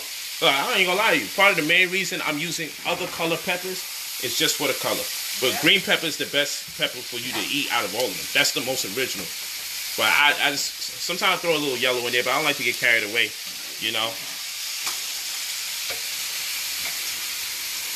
I don't believe in all that integration, so I don't mix all the races together. I like to keep it, you know, one color in its own community. I want to gentrify the plate by adding all sorts of extra special, more expensive peppers in there, you know. You know, once some expensive peppers start coming through, they start thinking they better than everybody, then the other peppers gotta move out. It's okay. You might see a little burn. The burn is gonna make it taste good. I want the burn. We want the burn because the second set is cooked lighter and it gets mixed in with this, and it creates a nice strategy. Yep. The second batch has more oil than the first batch because then you don't want it oily. So that's why I'm super careful what I do the first batch. The second batch is very important because the second batch is where we get the gravy from the tomatoes in bulk. We have a little more oil added to it. So that's where we get all the sauce and the gravy. This batch is taste. When they eat from this batch, you're going to taste what I want you to taste. The other batch, there's gravy. Sometimes gravy can drown things out. So I don't want to have a whole bunch of gravy from two batches. Look at that. This don't take long to cook. Look at that rice. Now it's shiny. Look at that. Look how shiny that rice is. Where the heck is the onions at? You feel what I'm saying? They got melted in there. That's what I'm telling you. Folic acid, baby. Folic acid, baby. Now what I'm going to do, I'm going to throw this in here. That's how we double up. Right? Boom. Now, where's the oil at? The oil right here. You get the oil. So now we're gonna make this a little more interesting. And this time we're not gonna be cheap on the oil. We're gonna put that. Pot is already hot. This is where we're gonna put this here. Wow. Oh, sorry. Where's the onion powder? It's over here with the. Right here. I had the joints that we don't use. So yeah, so we gotta hurry up. Okay, Matt was using. Man, okay, look at this. I'm gonna season the bottom of the pan with the onion powder and season it with some cayenne pepper. This is what's gonna give it this nice little spice. The bottom of the pan. And all I do is just cover the whole floor. You need some salt? Wow, look at that. Look at that. Look at that. Whoa! This is about to go crazy up here. Look at that. So now, what we're going to do is shake it up. Shake it up. We want this. I want the floor of it before I turn it over. That's all. Look at that. You don't see it no more. I ain't even have to put it on top. I put it on the bottom. Do you see that? People season from the top. I season from the bottom. The pyramids was built from the bottom up, not from the top. You feel what I'm saying? Not from the bottom up, but from the top down. Yeah. The pyramids, man. I build my pyramids from the top down. Antimatter versus matter. You feel me? Put a little extra oil than normal. Okay, cool. You know, hold on. It's this guy right here. We missed him. Don't worry. Turn it down until you Okay, hold on. This guy right here. You want to get rid. You want to make sure you catch those little onions that might still be in there. Woo! Now it's already popped now. So. Yeah, it's gonna pop because this is the one we looking for. Felt that one. Ah! So that's when you do this. There you go. Now you enjoying it. Now this is the run we've been looking for because the pots is hot. Seasoning is there. And now what we're gonna do, right? Before we put these bell peppers in here, now we're gonna take these tomatoes and we're gonna throw them right up in there. Look at that. Look at these tomatoes. And we're gonna cabbage patch the tomatoes in there. Gonna go old school.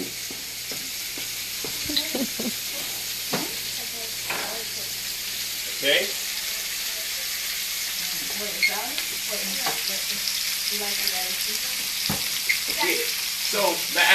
explain to them what you did over there, because you did something over there, and they was busy watching me, so we missed out on that. While this is cooking, you can go over there and get a little knowledge over there. What did you do over there? What did you make that with? What's in there? Okay. Kale, lettuce, avocado, and some. What's the name of that? I forgot the name of that. Figs. What, the black It's one? a fig. It's a banana. Red banana. There you go. So we got some red bananas, some figs, and red kale, Yeah. and romaine lettuce. Yeah. Anything else was in there? Avocado. Did you use any other ingredients or seasonings or flavors? I use seasons. What kind of seasoning did you use? Salt. Uh-huh. What kind Cayenne of salt? pepper. Salt. Pink salt. There you go. There you go. That's do you think? Cayenne pepper. Onion powder. You put cayenne pepper in the salad. Good Yeah. for blood circulation. That's what I'm talking about. Onion powder. And And some she didn't put agave. and she didn't put enough cayenne pepper in there for it to be spicy. She put it in there to promote circulation. So the cayenne pepper's in there. It's not, you're not even gonna really taste it. It's there for you, for other purposes, because one of the number one leading causes of disease is poor circulation. So she put enough in there, so it's an active ingredient to encourage a certain behavior in the body. But go ahead, baby. Continue saying what you put in there. You said you put agave in there? Yeah. What's that for? You want it to have a little sweet taste to it? Yeah. The agave gives it a nice little aftertaste. That if the vegetables seem too bitter for you at times, you won't have that vibration when you're in there. The red kale can be a little bitter. And I also put some lime in it. Oh, the lime. We did catch that. I wish we caught you liming. I wish we caught you liming. Oh, you did? You caught her liming? There we go. And some oil. And some oil? Yep. No. Oil. Oh, oil. The grapes is on. See? Yeah. Done. Taste it? Oh. Yeah.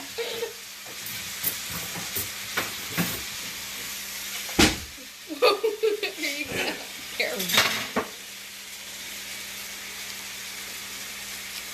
I'm the best.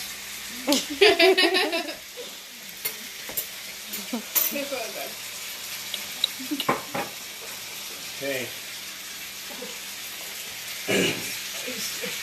So we're gonna do this again. Okay, but this time the seasoning will go on the top. When we put this over here, the seasoning's gonna go on top of this one, and we're gonna mix those. But now we're gonna glaze the top with salt this time. You wanna be careful with this salt. This salt is very strong. So tasteful, you don't need a lot. Okay, so I just salt the top. And we're gonna take a little onion powder. You don't want a lot of onion powder because what the onion powder will do, it'll absorb the gravy. And it'll make it thicker than you want it to be. So you gotta be careful with the onion powder because you don't want it absorbing all the juice.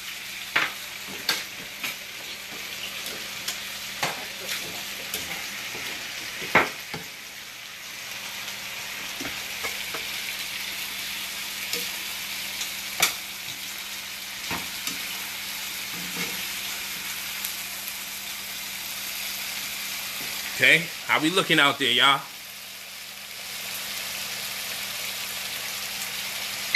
I made people who don't like mushrooms eat this and go, oh my goodness. Trust me when I tell you.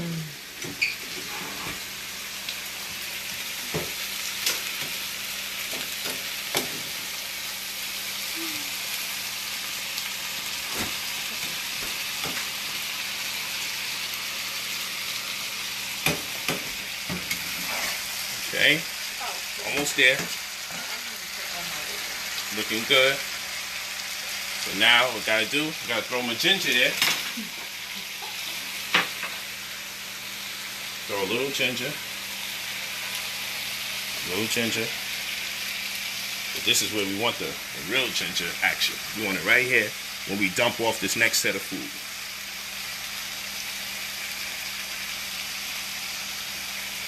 There you go.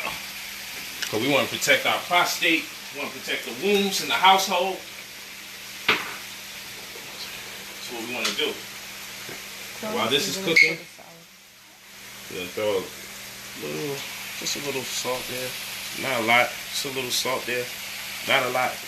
This is a very strong salt. It's very dominant. You don't want to OD on that. Okay, what's this? The allspice. And do this one different. Not as much as before, because we hooked that up. We're using this to flavor the rest of this food here. That's all we're doing. We're using this. That pan is being used to flavor everything coming in from this point forward.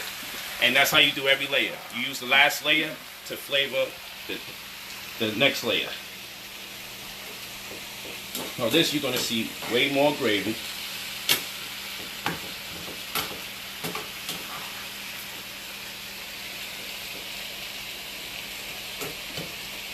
Tomatoes is going to get us over the top. And so if you were making this for the purposes of having some left over, you make it with more gravy so it can set in overnight. If you're making this for it to be eaten the same day, knocked out, no leftovers for the most part, then you be more moderate on how you want to do that gravy. Because what you have is going to be just enough over the rice. Because what we're going to do, we're going to put the rice on the plates and we're going to put this on top of the rice. And we're going to be good money.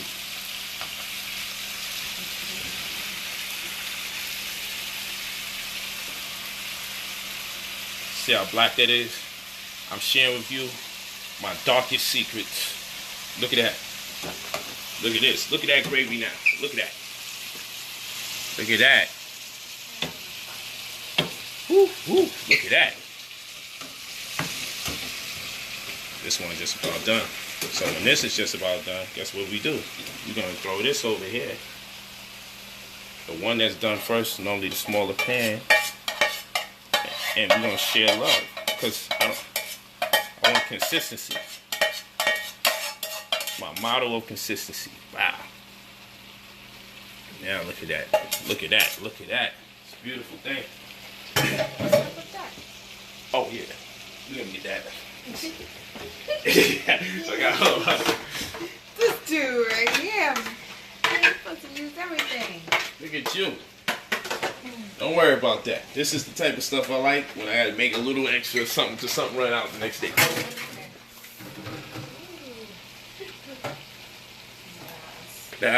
We got time for all that.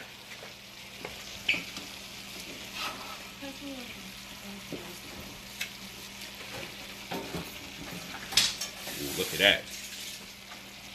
Look at that. Look at that. Look at that juice. That's the juice you want. Now, all this juice is created not from extra oiling. It's created from trusting your ingredients that's made of mostly water. And the right combination of ingredients made of mostly water will create you the right gravy. You don't got to make some oily food. And look at this. This was seasoning. We're going to get the oil from the second batch because we don't want to OD. We're going to get the juice and the gravy from the second batch. We don't want to OD. Look at that. That's great stuff. Great stuff. So we're going to turn it over. Don't worry, family. We'll get it in. We'll do a session on the right pots and the right pans and all of that. But listen, if you're making moves and you got to do your thing, then make your moves, do your thing, and do the best that you can do. Because guess what? The copper pots cost like $2,000 for a set. And, you know, everybody don't got it like that to get the $2,000 pots. But save up towards it. Save up towards it. Okay.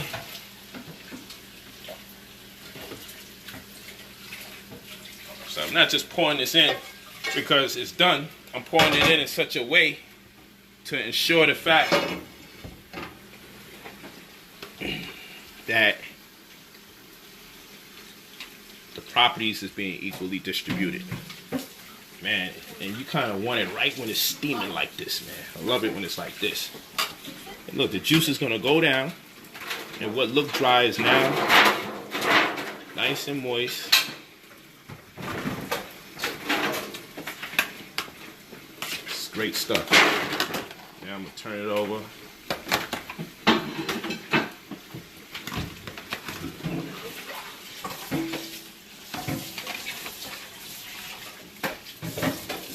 Now the gravy is nice and black. Look at that. Dope. Look at that. Look at the color. Ooh, that looks good. And I ain't have to taste nothing. I normally don't taste my food because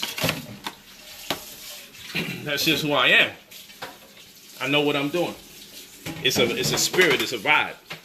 You know. So I already know what's supposed to go down because I can tell by the color what I might be lacking. I can tell by the smell. I got such a sensitivity to it because I like doing this. I can smell if I'm lacking cayenne pepper. I can smell if I'm lacking in certain seasons. Look at that. Equally distributed. That's right. Just having fun with it. That's all. Having fun. You know? Tell them one more time what the seasonings for the salad was. Some people missed it. They're asking for the seasonings in there.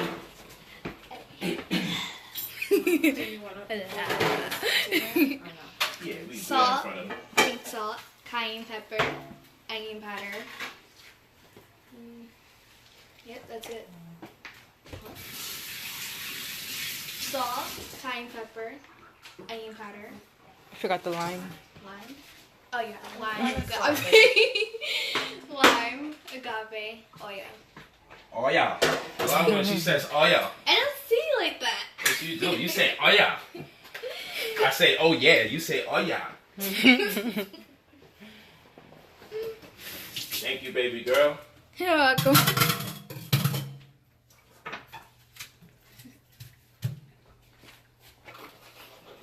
Let's get it in. Let's do it. Let me see. What is this?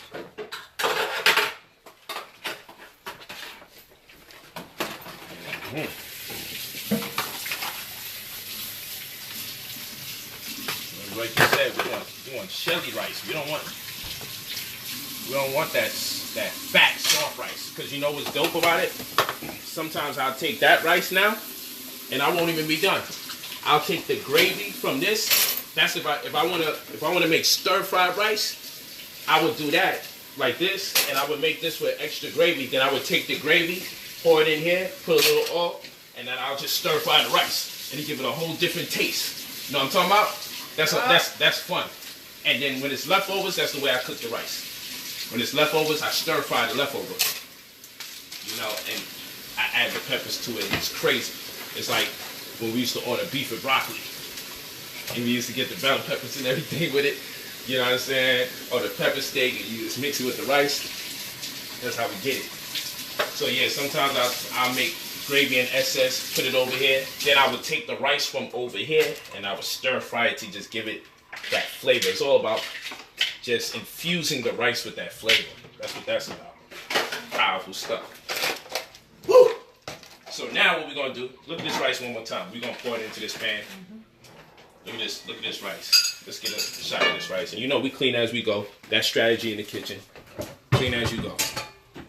Look at that. Look at that. That's rice. You could tell it's shelly. The same way it come out the bag is damn near the way I want it when it's done cooking. Minus the hardness. It's gonna be soft. It's gonna be soft. But you know, that's the way we want it. I mean, everyone cooks to their own preference. That's ginger rice right there. Look at you. That's ginger rice right there. Mm-hmm. Try some ginger rice. That's good. Yeah, Daddy did it. What you mean? Is there a surprise or something in here? Somebody surprised you here? Somebody surprised you here? Stop. Yeah, man. So, okay, the unveiling of the rice. You need a spoon? You need a spoon? Okay. Or I like the spatula. okay. I'm a spatula guy. I'm a spatula type of guy. I'm an available spatula. Careful.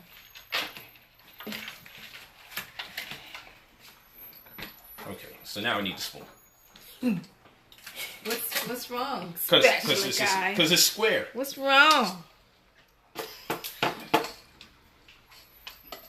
I'm good. I got it. His ego. I was just joking with you, baby. Stick with me. Show you some things, girl. You need this. Look at this. You need this. I don't need that. Look, yes, you do. No, nobody needs to see that. Nobody needs to see that. I'm done. It's finished. Nobody needs to see none of that. Okay, nobody needs to see none of that.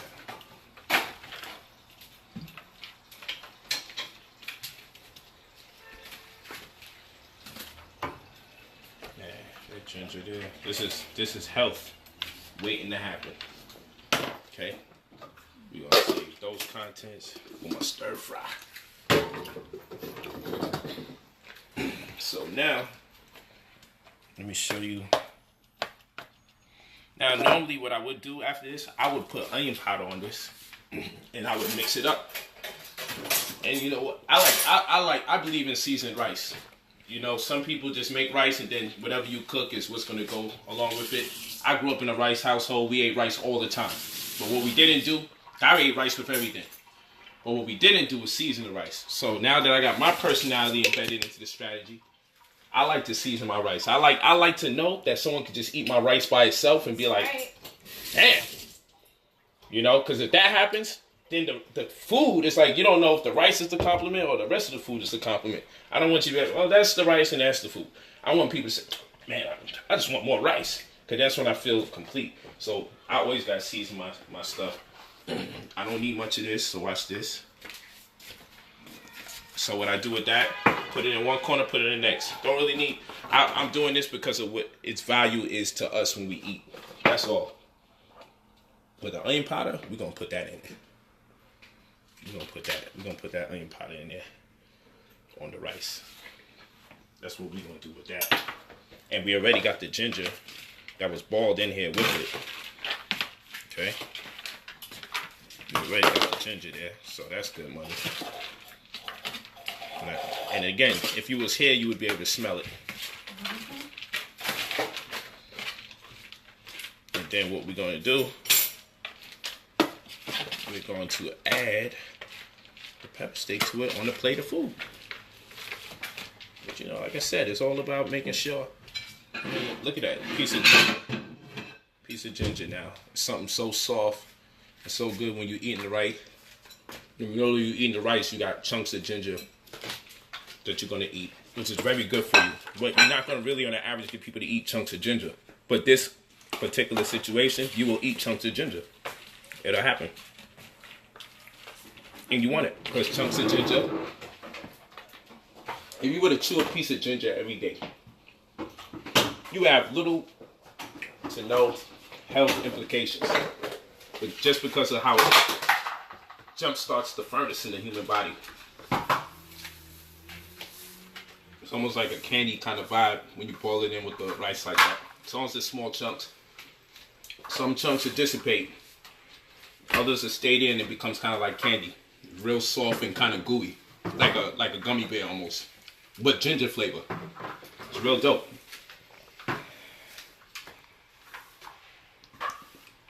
Take these. It's the same consistency as candy. But ginger. But that's the way you want to make the food fun enough for you to eat it so you can get the effects that you need it for. So now, I'm going to get the plate. I'm going to take this. Right, this is how this is going to go. Now, here's another aspect of everything I like to do because for me, if I'm really going in my bag, when I present the food to the fam, I like to do all sorts of stuff with this stuff. You know, I like to have things done in such a way. You know, this is just an example. You know, I like to position things. It's all feng shui. It's all sacred geometry.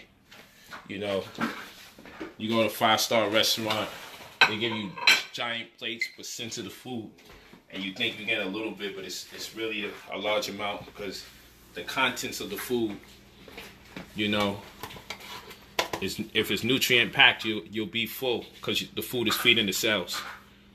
You want food that feeds the cells, right? Let me get that spoon so I can put some gravy on there. You want food that feeds the cells.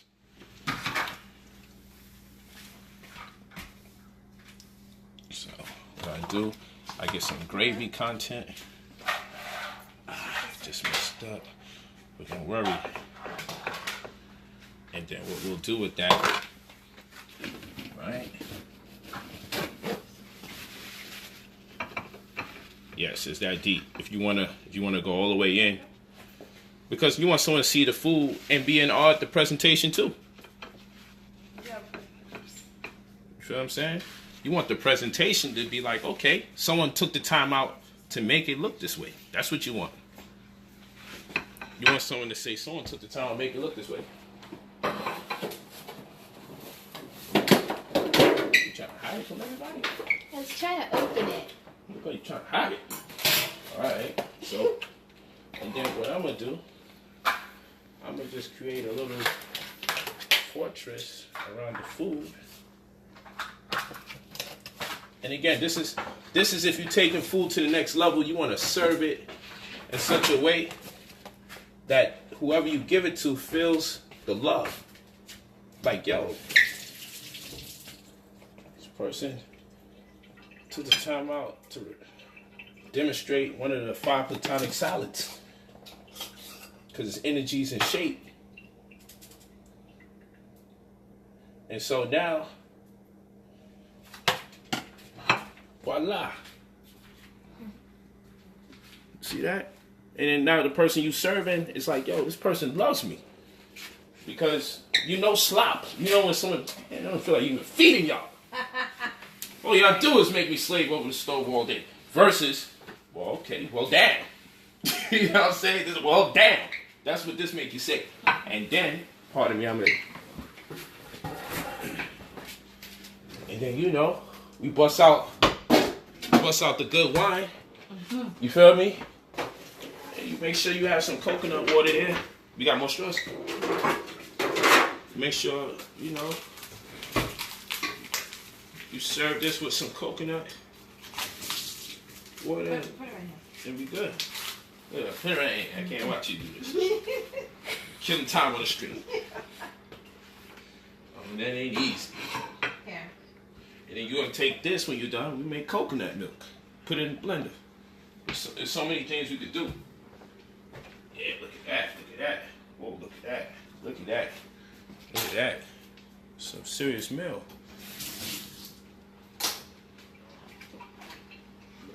Ginger and red onion infused rice. Kale and lettuce. Kale and romaine lettuce with avocado, squeezed lime, pinch of cayenne pepper, pink Himalayan sea salt, and black mission figs to fortify the prostate, to make sure the eyes are getting the support it needs as you age, especially in this era where we just constantly reading and stuff. You take Talking all the time. Appreciate it. Thank you. Whose plate is that? I'm hungry. Whose plate is that? Look at ready to go. This is the best part. Oh man, come on. This is the best part of the day. Wow. Still got it. Never lost it. Wow.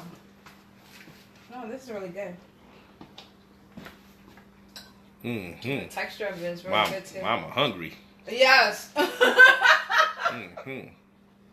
That was good, though.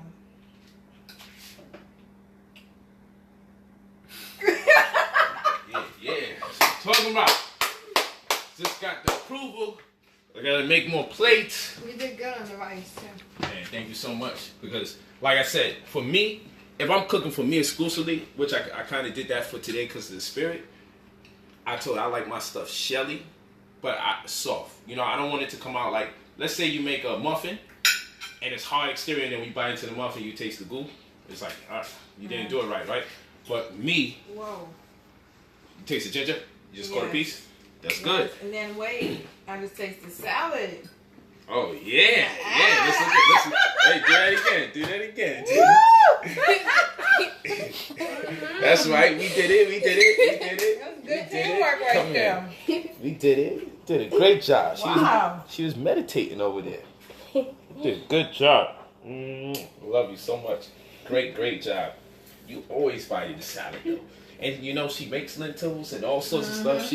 She you know how to make quinoa now too, right? Yeah. Yeah, she's real good. And guess what, Daddy bought? I bought some black quinoa because what we got to do next is angel hair kamut spaghetti with quinoa. What I like to do, I like to mix the quinoa in with the spaghetti. I eat it better like that when it's mixed with something. I can eat quinoa by itself if I got some veggies up in there like okra and everything. But if I can have it, I like it mixed. Like hamburger helper. Yep, like hamburger helper. Yo, if you taste quinoa with spaghetti at the same time, man, and this is a great source of protein. Like great sauce. It's so good that way. You know? So good. This is what couscous is attempting to do, because couscous is the acidic rendition. That's the actual sauce. And I would suggest red quinoa or black quinoa. Or some say quinoa. Right? So I would suggest red or black. I like the black personally. There goes the red. You know, we got stash boxes.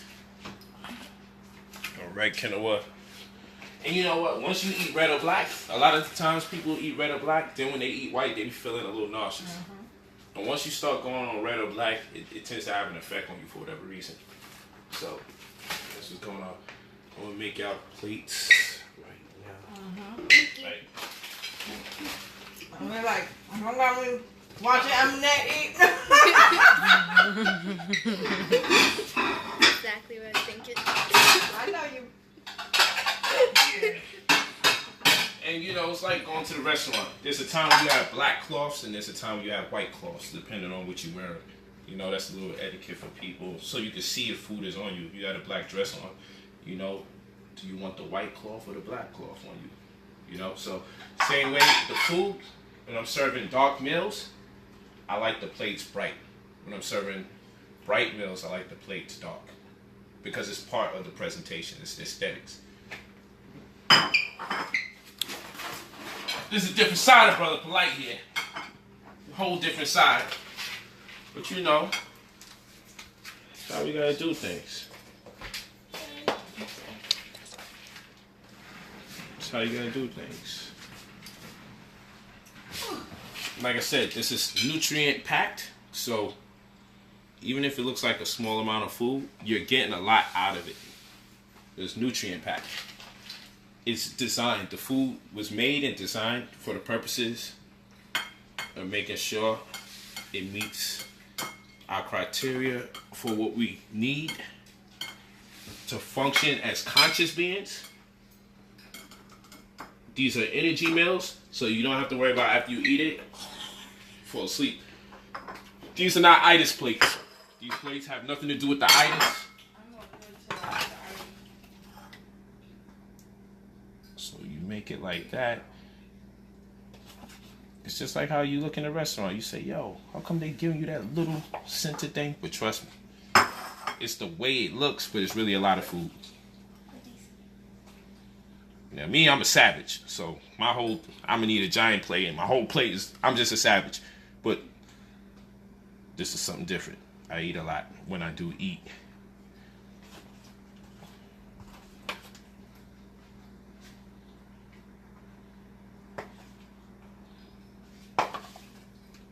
Okay.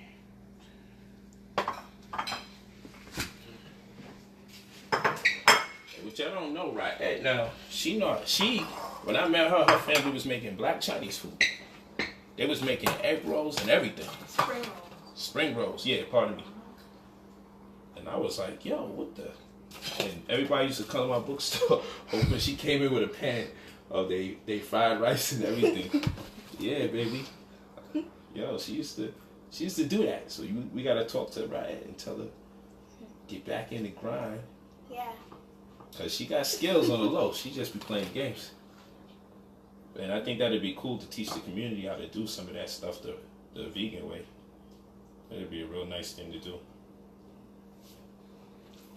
Nice little free stream for the people.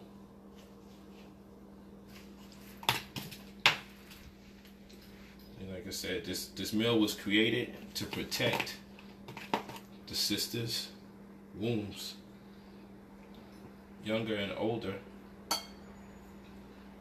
It's designed for it and for our eyesight, because we're always on phones. Like throughout the day, most people spend over 40%. I'm gonna say 40%. Pardon me. Most people, what's the statistic? They looking at their phone hundreds of times a day. At least 20 to 30% of their day, they're on the phone. That's a large portion of your day. If given the opportunity to do so, people will be on their phone over 30% of the time of the day. And your neck would be like this to that light that doesn't biologically embed. And so, Okay. I'll take over the wheel from here. Here you go, Still baby. recording. I got you. Thank you. Should have gave me a big plate. Should have gave you a big plate. Ah, thank you. What you said, baby? Should have gave me a big plate. Ah, thank you. Each of the, no doubt, baby. It's so funny.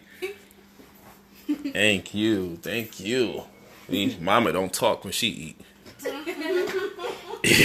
Mama sit right there. She'll be back at you when she finished. Oh, let me get some coconut water out of here. Yo, so, we gotta have coconut waters. I got a weird looking fridge to some people because they just, and I gotta have the Martinelli apple juice. Gotta have it. But the crib is always filled with these joints.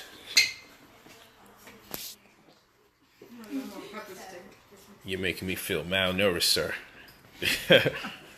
And, let me show y'all this. Oh, pardon me. I'm sorry. I forgot. Don't worry, you at home. Don't worry about it. But this is what I want to show. Who's that, y'all?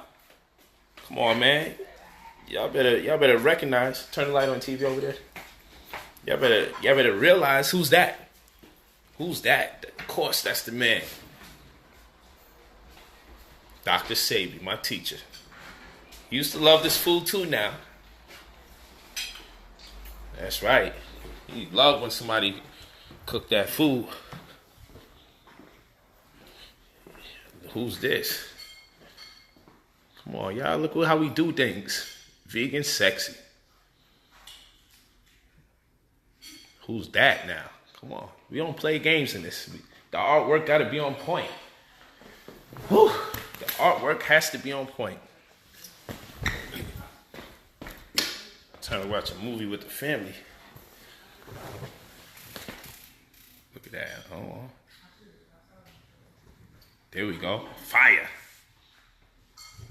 Woo, look at that fire. Wow, come on, man. No matter, anytime I'm in any one of these cribs, man, we gotta do it like we know how to do it. This one, bringing my office out here. We gotta get some more plants. We put the plants on the pillars. That's how we normally do it. We've just been traveling a lot. Yeah. Somehow you can fix my joint. That'd be the beauty. Give me the same amount I gave you. Some coconut water. Just hook me up. Give me a lot of salad. I got the coconuts from Whole Foods. That's one thing. You can rely on them for the coconuts.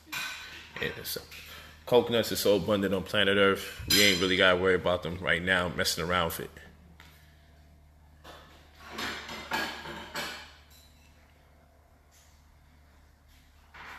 Yes, yes. Yeah. Well, you know how we do, man.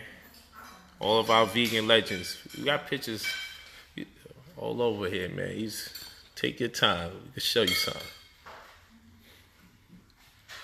I bought the coconut water from Whole Foods. Whole Foods tends to have a whole bunch of coconuts, and they'll cut it for you and wrap it up. You just gotta tell them you want it cut and wrapped up. It's already there. Yeah, sometimes they'll do it. If you keep coming in and saying, please cut the coconut, then what they'll do, they'll know there's a demand for that, so they'll cut it to save time and they'll wrap it for you. So I always get them cut and wrapped. And then we got mad bags where we just got to carry them. And like I said, the way we down it, I'll buy 2 cases, but that ain't gonna last but probably 2 days.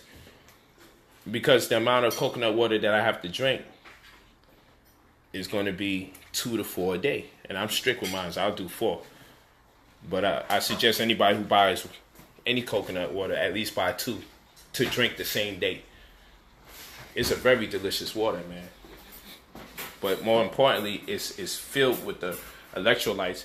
The amazing thing about it is the relationship, like how the relationship like how human beings have with trees. How we breathe in the oxygen, the carbon to oxygen exchange that transpires is very deep. So it's the same thing with the coconut water in a sense. The coconut and the tree is filtering out the water and taking the minerals and nutrients that it needs. And what happens is after it takes you can put it on the couch for me. Thanks. So after it takes the nutrients that it needs, guess what happens? It filters out the minerals so it can take that. It extrapolates the minerals and it filters the water into the coconut. So it pulls from its environment all the minerals, and any water that comes with it is disposed of in the actual coconut. And in turn, the coconut is left with the 5 major electrolytes. So it becomes like a form of Gatorade for you. So it's high in the potassium and the magnesium and the calcium. And you know, the human body is electric. So that's why you want to take the coconut water. Look at that. The supreme being right there, Baba Sabi. Come on, man. We don't play games, man. I had an amazing artist put this together, man. I mean, the way he made it out of is just nuts. I actually got this about 2 years ago now.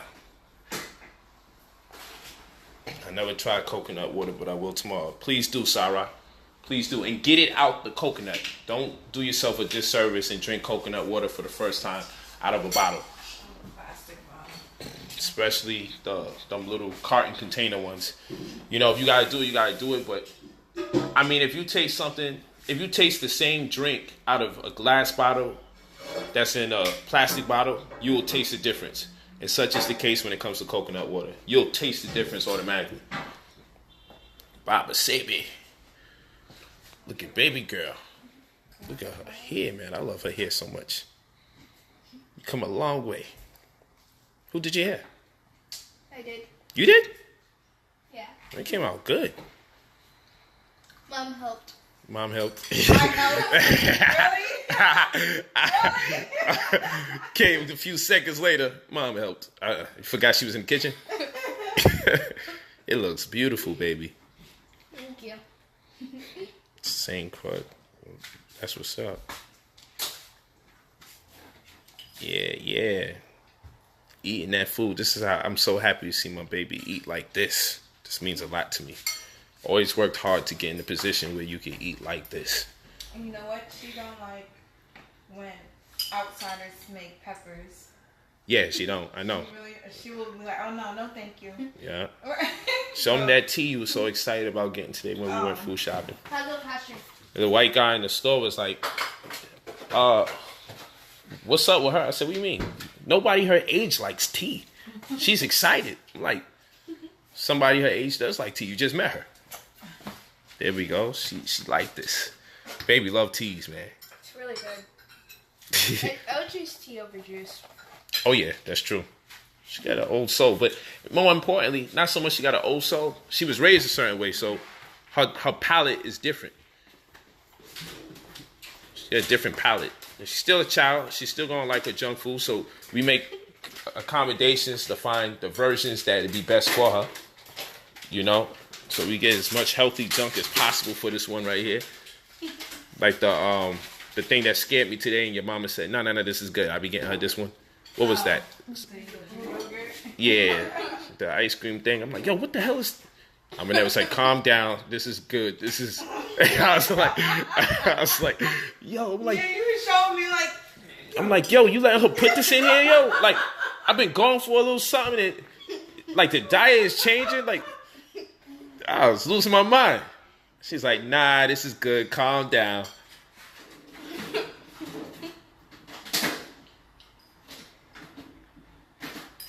Man, you are such a beautiful young lady. Look at you. Eating good. Look at you eating good. Thank you for making that. How does it feel to taste your own food and love it? Great. That's good to know. I'm happy. Yeah, she did a really good job. Both you guys. Thank you so much. Again, waiting until you try it. Oh, yeah. Oh, I'm about to eat it right now. I'm about to go in. Love your tea, huh? Yep. Yes. I'm glad you took. Oh, yeah. Thank you so much. I'm glad. I had to represent when I came back. Look at Mama. Mama's still working over there. I have refill. Oh, you did refill already? No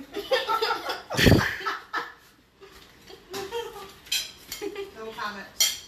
Oh, yeah. Man, she cooks. You can sit there and eat her dinner. She cooks. I just took over the wheel today just to show people what it is. She could do the next one. She can do her presentation. She's exploring so many different things, but she already has a lot of under her belt.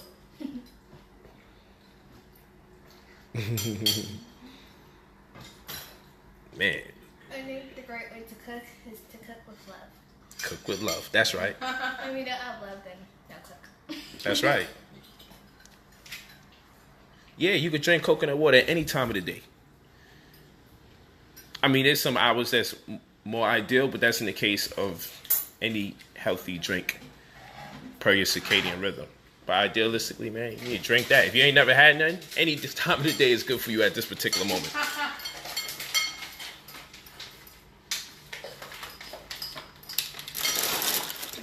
They like, go taste the food, Polight. I forgot you did it. Refill. Refill time? Yep. That's what I'm talking about. This is how I eat. I love to, you know, when you cook, you just don't even feel like eating after a while because you done, you know, it's like, that's what cooks do. Sometimes you cook and you just be like, man, I'm going to bed. Oh, that's why I'm not Because gonna get a third one. I'm smelling everything. I know. I'm gonna have to help you with your plate. So. No, I'm gonna eat. I just inhale. I'm telling you, you're eating when you're cooking because all the minerals is going through. You inhaling all the minerals, so it's a form of consumption. And it's an aversion. If you stare at food for X amount of time, you're not gonna be hungry. So I've been staring at the food for so long, cooking it, that you just the whole zeal to eat. It's like, man, I need someone to cook it for me to be like, yo. But to stare at the food and the whole process, that be having me like, all right. Hold on, let me switch that. But yeah, I'm about to get it in. My beautiful baby. I'm my beautiful young lady. Hi, everyone. We love each other. It's true. Thank you. I love this girl so much. I miss you. Yes, you did. Yeah, I miss you if I go to the store. I miss you when I fall asleep and I wake up. I miss you, baby. Thank you for participating and helping me out with the dinner tonight. No problem. That's what I'm talking about. Such a good young girl. Do your thing. I'm daddy's girl. Yep. Love you so much. Hey, when have you seen daddy and daughter cook? How many family shows have you seen that? Right? Daddy, daughter cooking. Now that's a show right there. Yeah. No turmeric. Nope. None of that.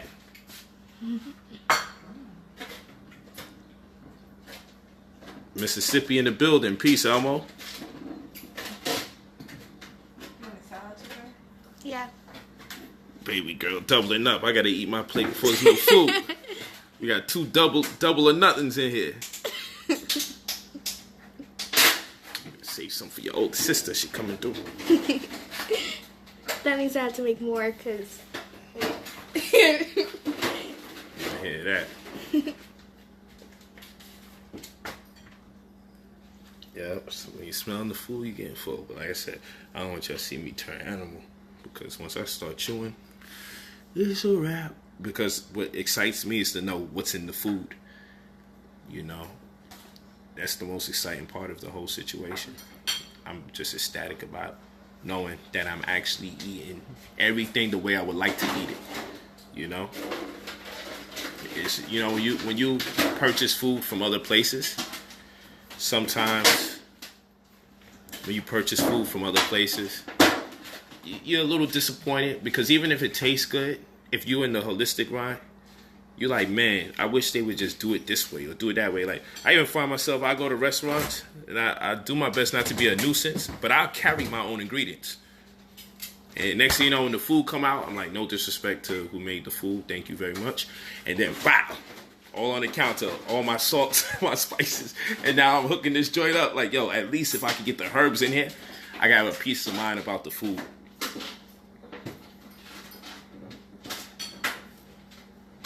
Daddy, daughter cooking. Better get the rights to that. That's a fact, right? Hey, they feeling that show. They feeling that show, baby. Yeah, we got the cookbook, all of that. My baby. Thank y'all for being a part of this lovely program. Thank y'all for being a part. You know, about to maybe watch a movie or something. You want to turn the TV, baby, on? Turn the TV on, baby? Sure. Oh, we got to do spaghetti. You know, we got to do spaghetti. But I just know that's normally our outlet as a community. We run for pasta when we don't know what else to eat. So I do my best not to show that too much. But what I personally want, I'm that note because I put in my request. I say, yo, I need some okra and tomatoes and onions. With angel hair pasta mixed with black quinoa. Woo! Y'all don't know how this food do.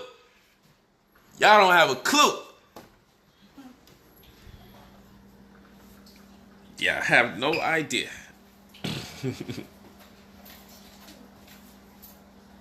No, we don't do cabbage. It's not the devil, but we don't do cabbage. But it's all right. What you need, babe? No, this is the remote. Can I talk about the keyboard remote? Oh, I took it upstairs. Go get it. Maybe what? Yeah, kamut pasta is definitely legit. Who you telling? Oh, that was Ah, here we go. And there goes Daddy's plate.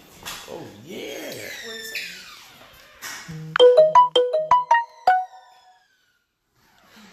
Oh, yeah. Look at that. My baby. Oh, come down. Calm down. Yeah, right. Yeah. Calm down. Boom. Boom, boom, boom. So ready. We got 5 minutes. Yo, I want to watch the replay of the game. I want you to watch it with me. okay. I gotta find the channel. Man, it's upstairs on that joint. Damn. Okay. You think you know how to access it? No, I'll have to download it, but let me try. Yeah, I'll have to download the app and stuff. The white Kenner was not all of that. You want to go red or black. If you rewind this stream, you'll see the bags that we showed you. 2 different brands. You can get the black or the white, or pardon me, the black or the red one.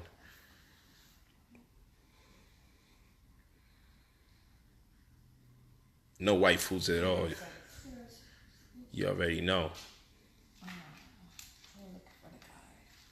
While you do that, let me see if there's any on-demand movies I might want to watch.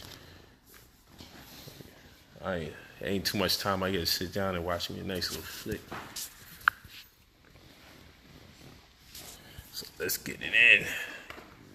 You pull that shoe off of me. please. Yeah, thanks a lot. These guys are crazy, baby. I don't even like watching this stuff. This don't even. I'm like, they're animals, man. John Cena is better than Mayweather. What's better? John Cena and Mayweather is better. That's what you like, huh? Yeah. Dandelions is real good. They're anti-cancer agents. Here we go.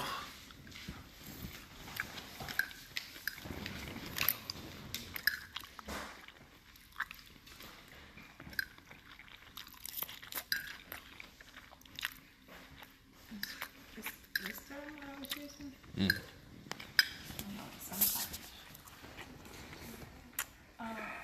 But pass my remote. Thank you. Thank you. Also, KYN Spit. She always says that. Where's my coconut water? Right. Yep. Is this it? Nah, someone drank this one. I couldn't have. Did I? I don't think so. Yeah. I hate when that happens. Thank you, Ben. That's something I don't like about this. It's in the six that I need to change.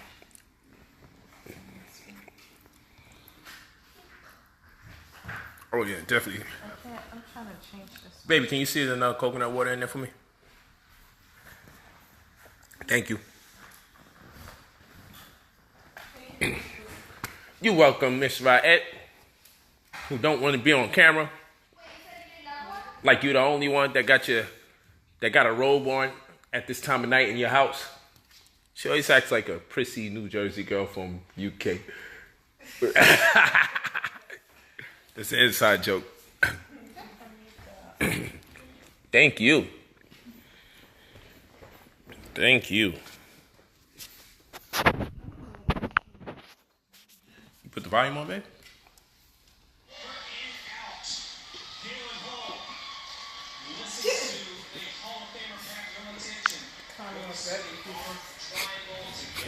Crazy white boy. Oh, I pressed the button. Yeah, that's good. I don't want to see him.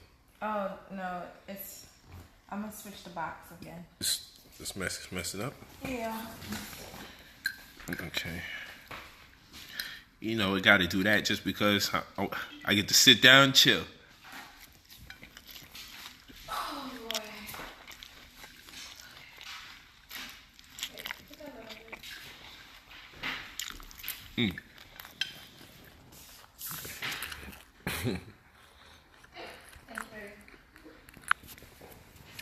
After you drink the water from the coconut, put a spoon in there and scoop out the coconut meat and eat that.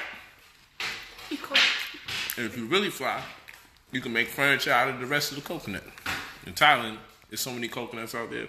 They do every single thing to the whole coconut. But at the very least, you could blend the skin of the coconut with some cinnamon.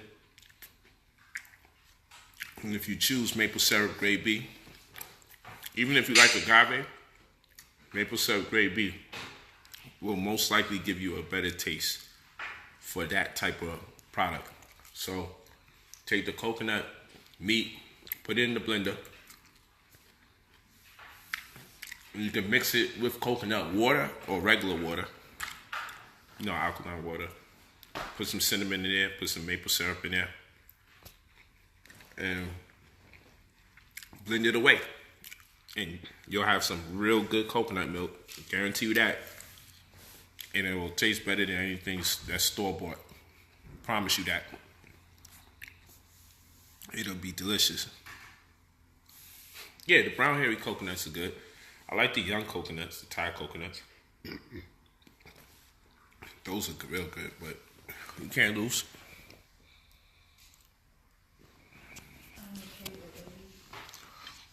That's the cable lady.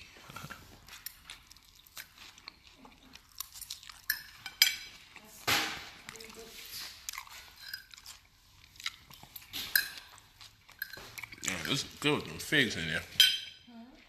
Man, good with the figs. Tastes good with figs in it, right? Major. What's Pretty Woman? Hey, Yeah. I'm stuffed. This pretty woman. Look at her. You have a beautiful daughter, Miss. Thank you. When people see Matt and I, like, they ask Matt, oh, that's your sister? Matt say, no, that's my mom. Man. What is grade B maple syrup? There's grade A and there's grade B. You want to get as close to the source without compromise, and as much nutrient packed as possible. And it's a process in general. Girl, I got suitcases. Find a place.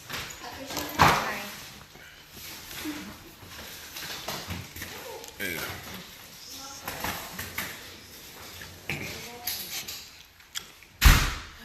Yep. What's up, baby? Huh? What? I said, what's up?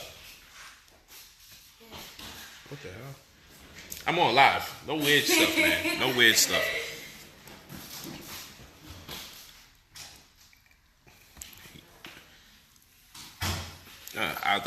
Sometimes I'm in a space where I eat every other day.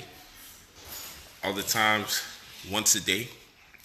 And then other times, it could be 3, but what I call a meal wouldn't be what most people call a meal.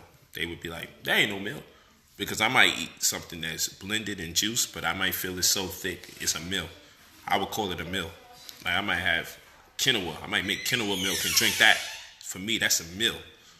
But because it's liquid, someone will say that's not a meal. But because of what I know the amount of nutrients I'm getting from it is exactly what I would be looking for a meal, I call it a meal. You know, or sea moss. I consider sea moss a meal. Or I have kale apple ginger. And if I get like a large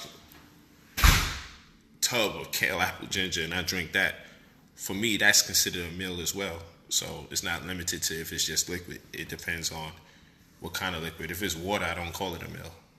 But if it's something that's thick and I'm drinking it, I'm like, man, this is a meal. So that's one down. And I won't have to eat for the rest of the day or later on in the day. Then I'll eat a meal like this. Now, I eat a meal like this. Like I said, this is for medication. The reason why I do it like this is because you want your body to receive it as such. You don't want to take the same thing over and over so much that your body doesn't have a receptivity to it. But you also got to monitor what you're doing throughout the day. Me being very athletic and playing sports and getting into a lot of activity, I know I'm losing salts constantly out my body, right? And then I know that my muscles is going to be producing more lactic acid than the average person because of the necessity for it to have to contract. And so, and then I know because I'm tall and I got this little heart working this machine I call the body, I have to keep all of that in mind. And so when I take that stuff, Read the comments. so when I take that into consideration, I know what I need to eat to replace the minerals that I'm constantly losing or to revive the parts of my body that's creating scar tissues because of all the constant contracting. Peanuts are no good. They're acidic. They're no good.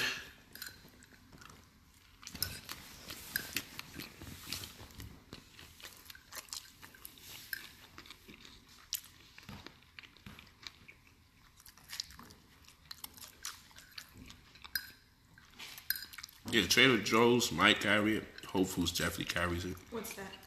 Maple syrup grade B. Oh, Whole Foods. Whole Foods, right? Yeah, it's harder to find it in Trader Joe's.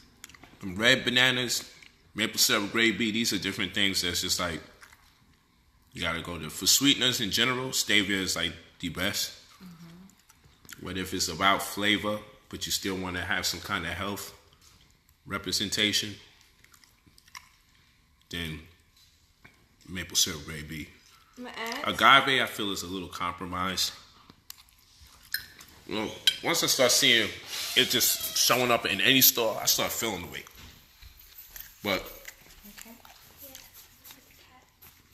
I would put it as bottom tier to the beginning of sweet alternatives. But agave in general, if it's made naturally, or maybe you get the raw nectar, raw cactus nectar, it may be so. You see the food, please? Ooh, Daddy. What's up, baby? So, do you like the salad? Hold on.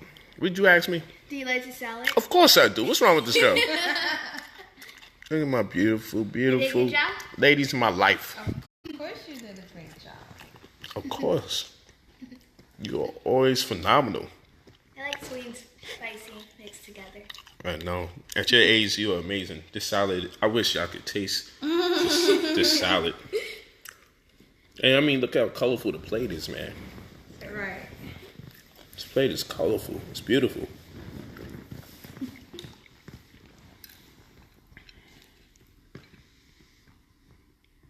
It's going into my mouth now. Flip the camera. They can't see it. You should have showed them. You should have showed them.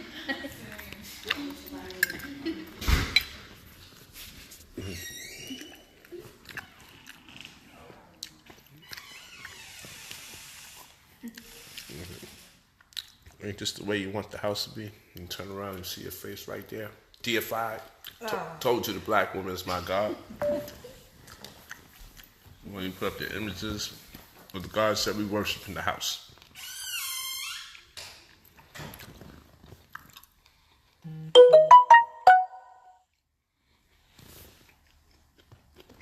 have to charge your phone. High ceilings, you know that. Every crib gotta have the high ceilings. Now the other one is retarded.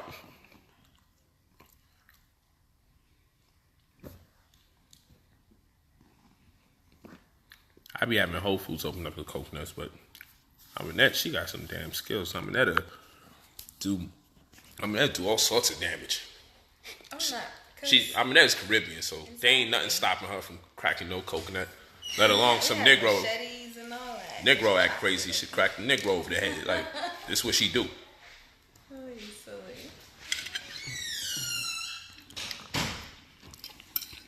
You need help with that plate?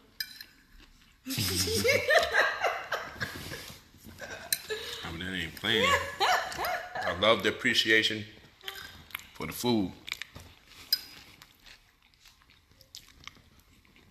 I knew you needed help.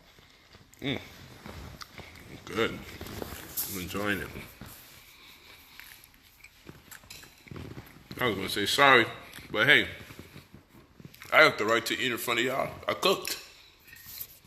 We made it this far, right?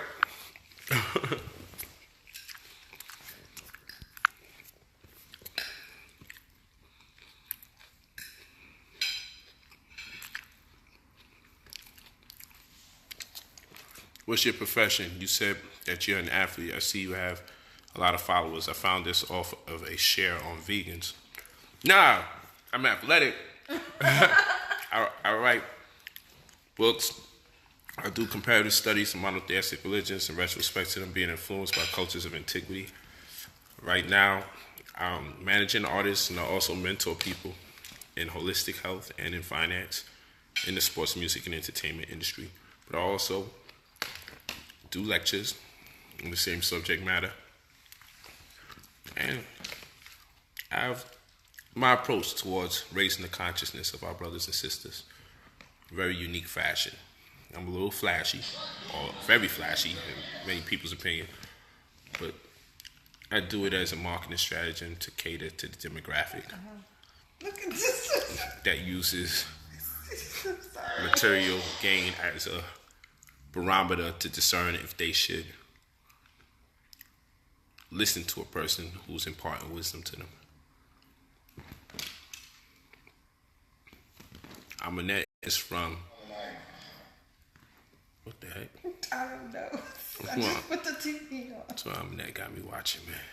I just put it on. You could put the volume up a little. Customers reported a suspicious man brandishing a weapon. That weapon was a knife. Damn, y'all getting all late asking me what I'm eating. You gotta watch the whole thing. That's what this whole thing was about. Adam, just email me one more game, and I will definitely respond. If you email me, you will get my phone call no later. What the heck? Did they tase him? I don't know what they did.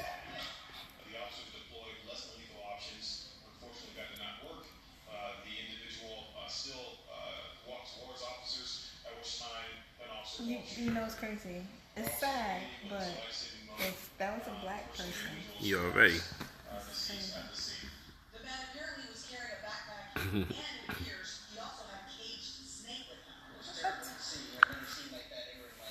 him. Remember, always if you're interested in the mentorship program or just reaching out, always remember to email your full name and your phone number.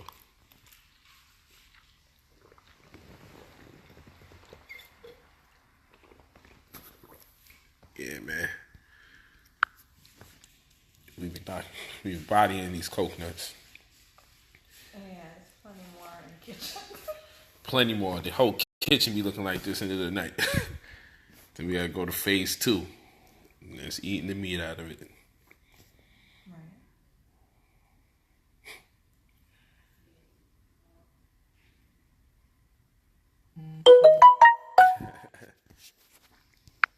I'm glad you got to catch the live feed, Daniel.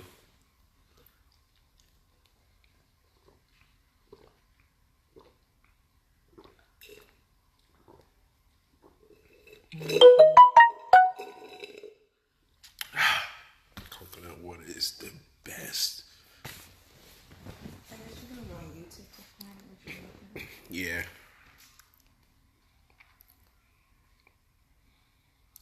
Yep, just email me. ISIS, Aset, Lepin, or LPN. Just email your number, your full name, and put the subject in the email. I'll be on the calls tomorrow. I took a little time off, doing a lot of travel. Got to keep the skin on glow. Y'all know that. Got to keep that skin good. You eat right, skin be great. Skin to tell the skin the dry snitch. That's what the skin is. If you wilding out, your skin gonna tell on you. That's a fact. The skin will dry snitch. It go every time you in somebody's face, somebody like, damn, what the heck's going on? This is no lotion, no nothing. It's natural sheen from the foods I'm eating. It's a fact. Natural sheen.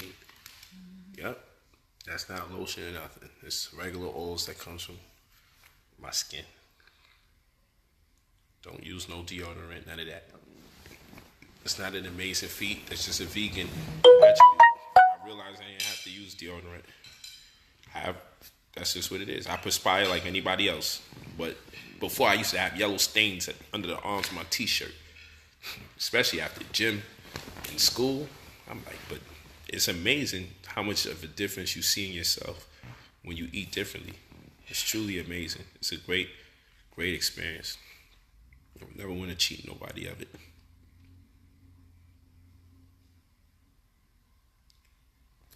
That's a fact.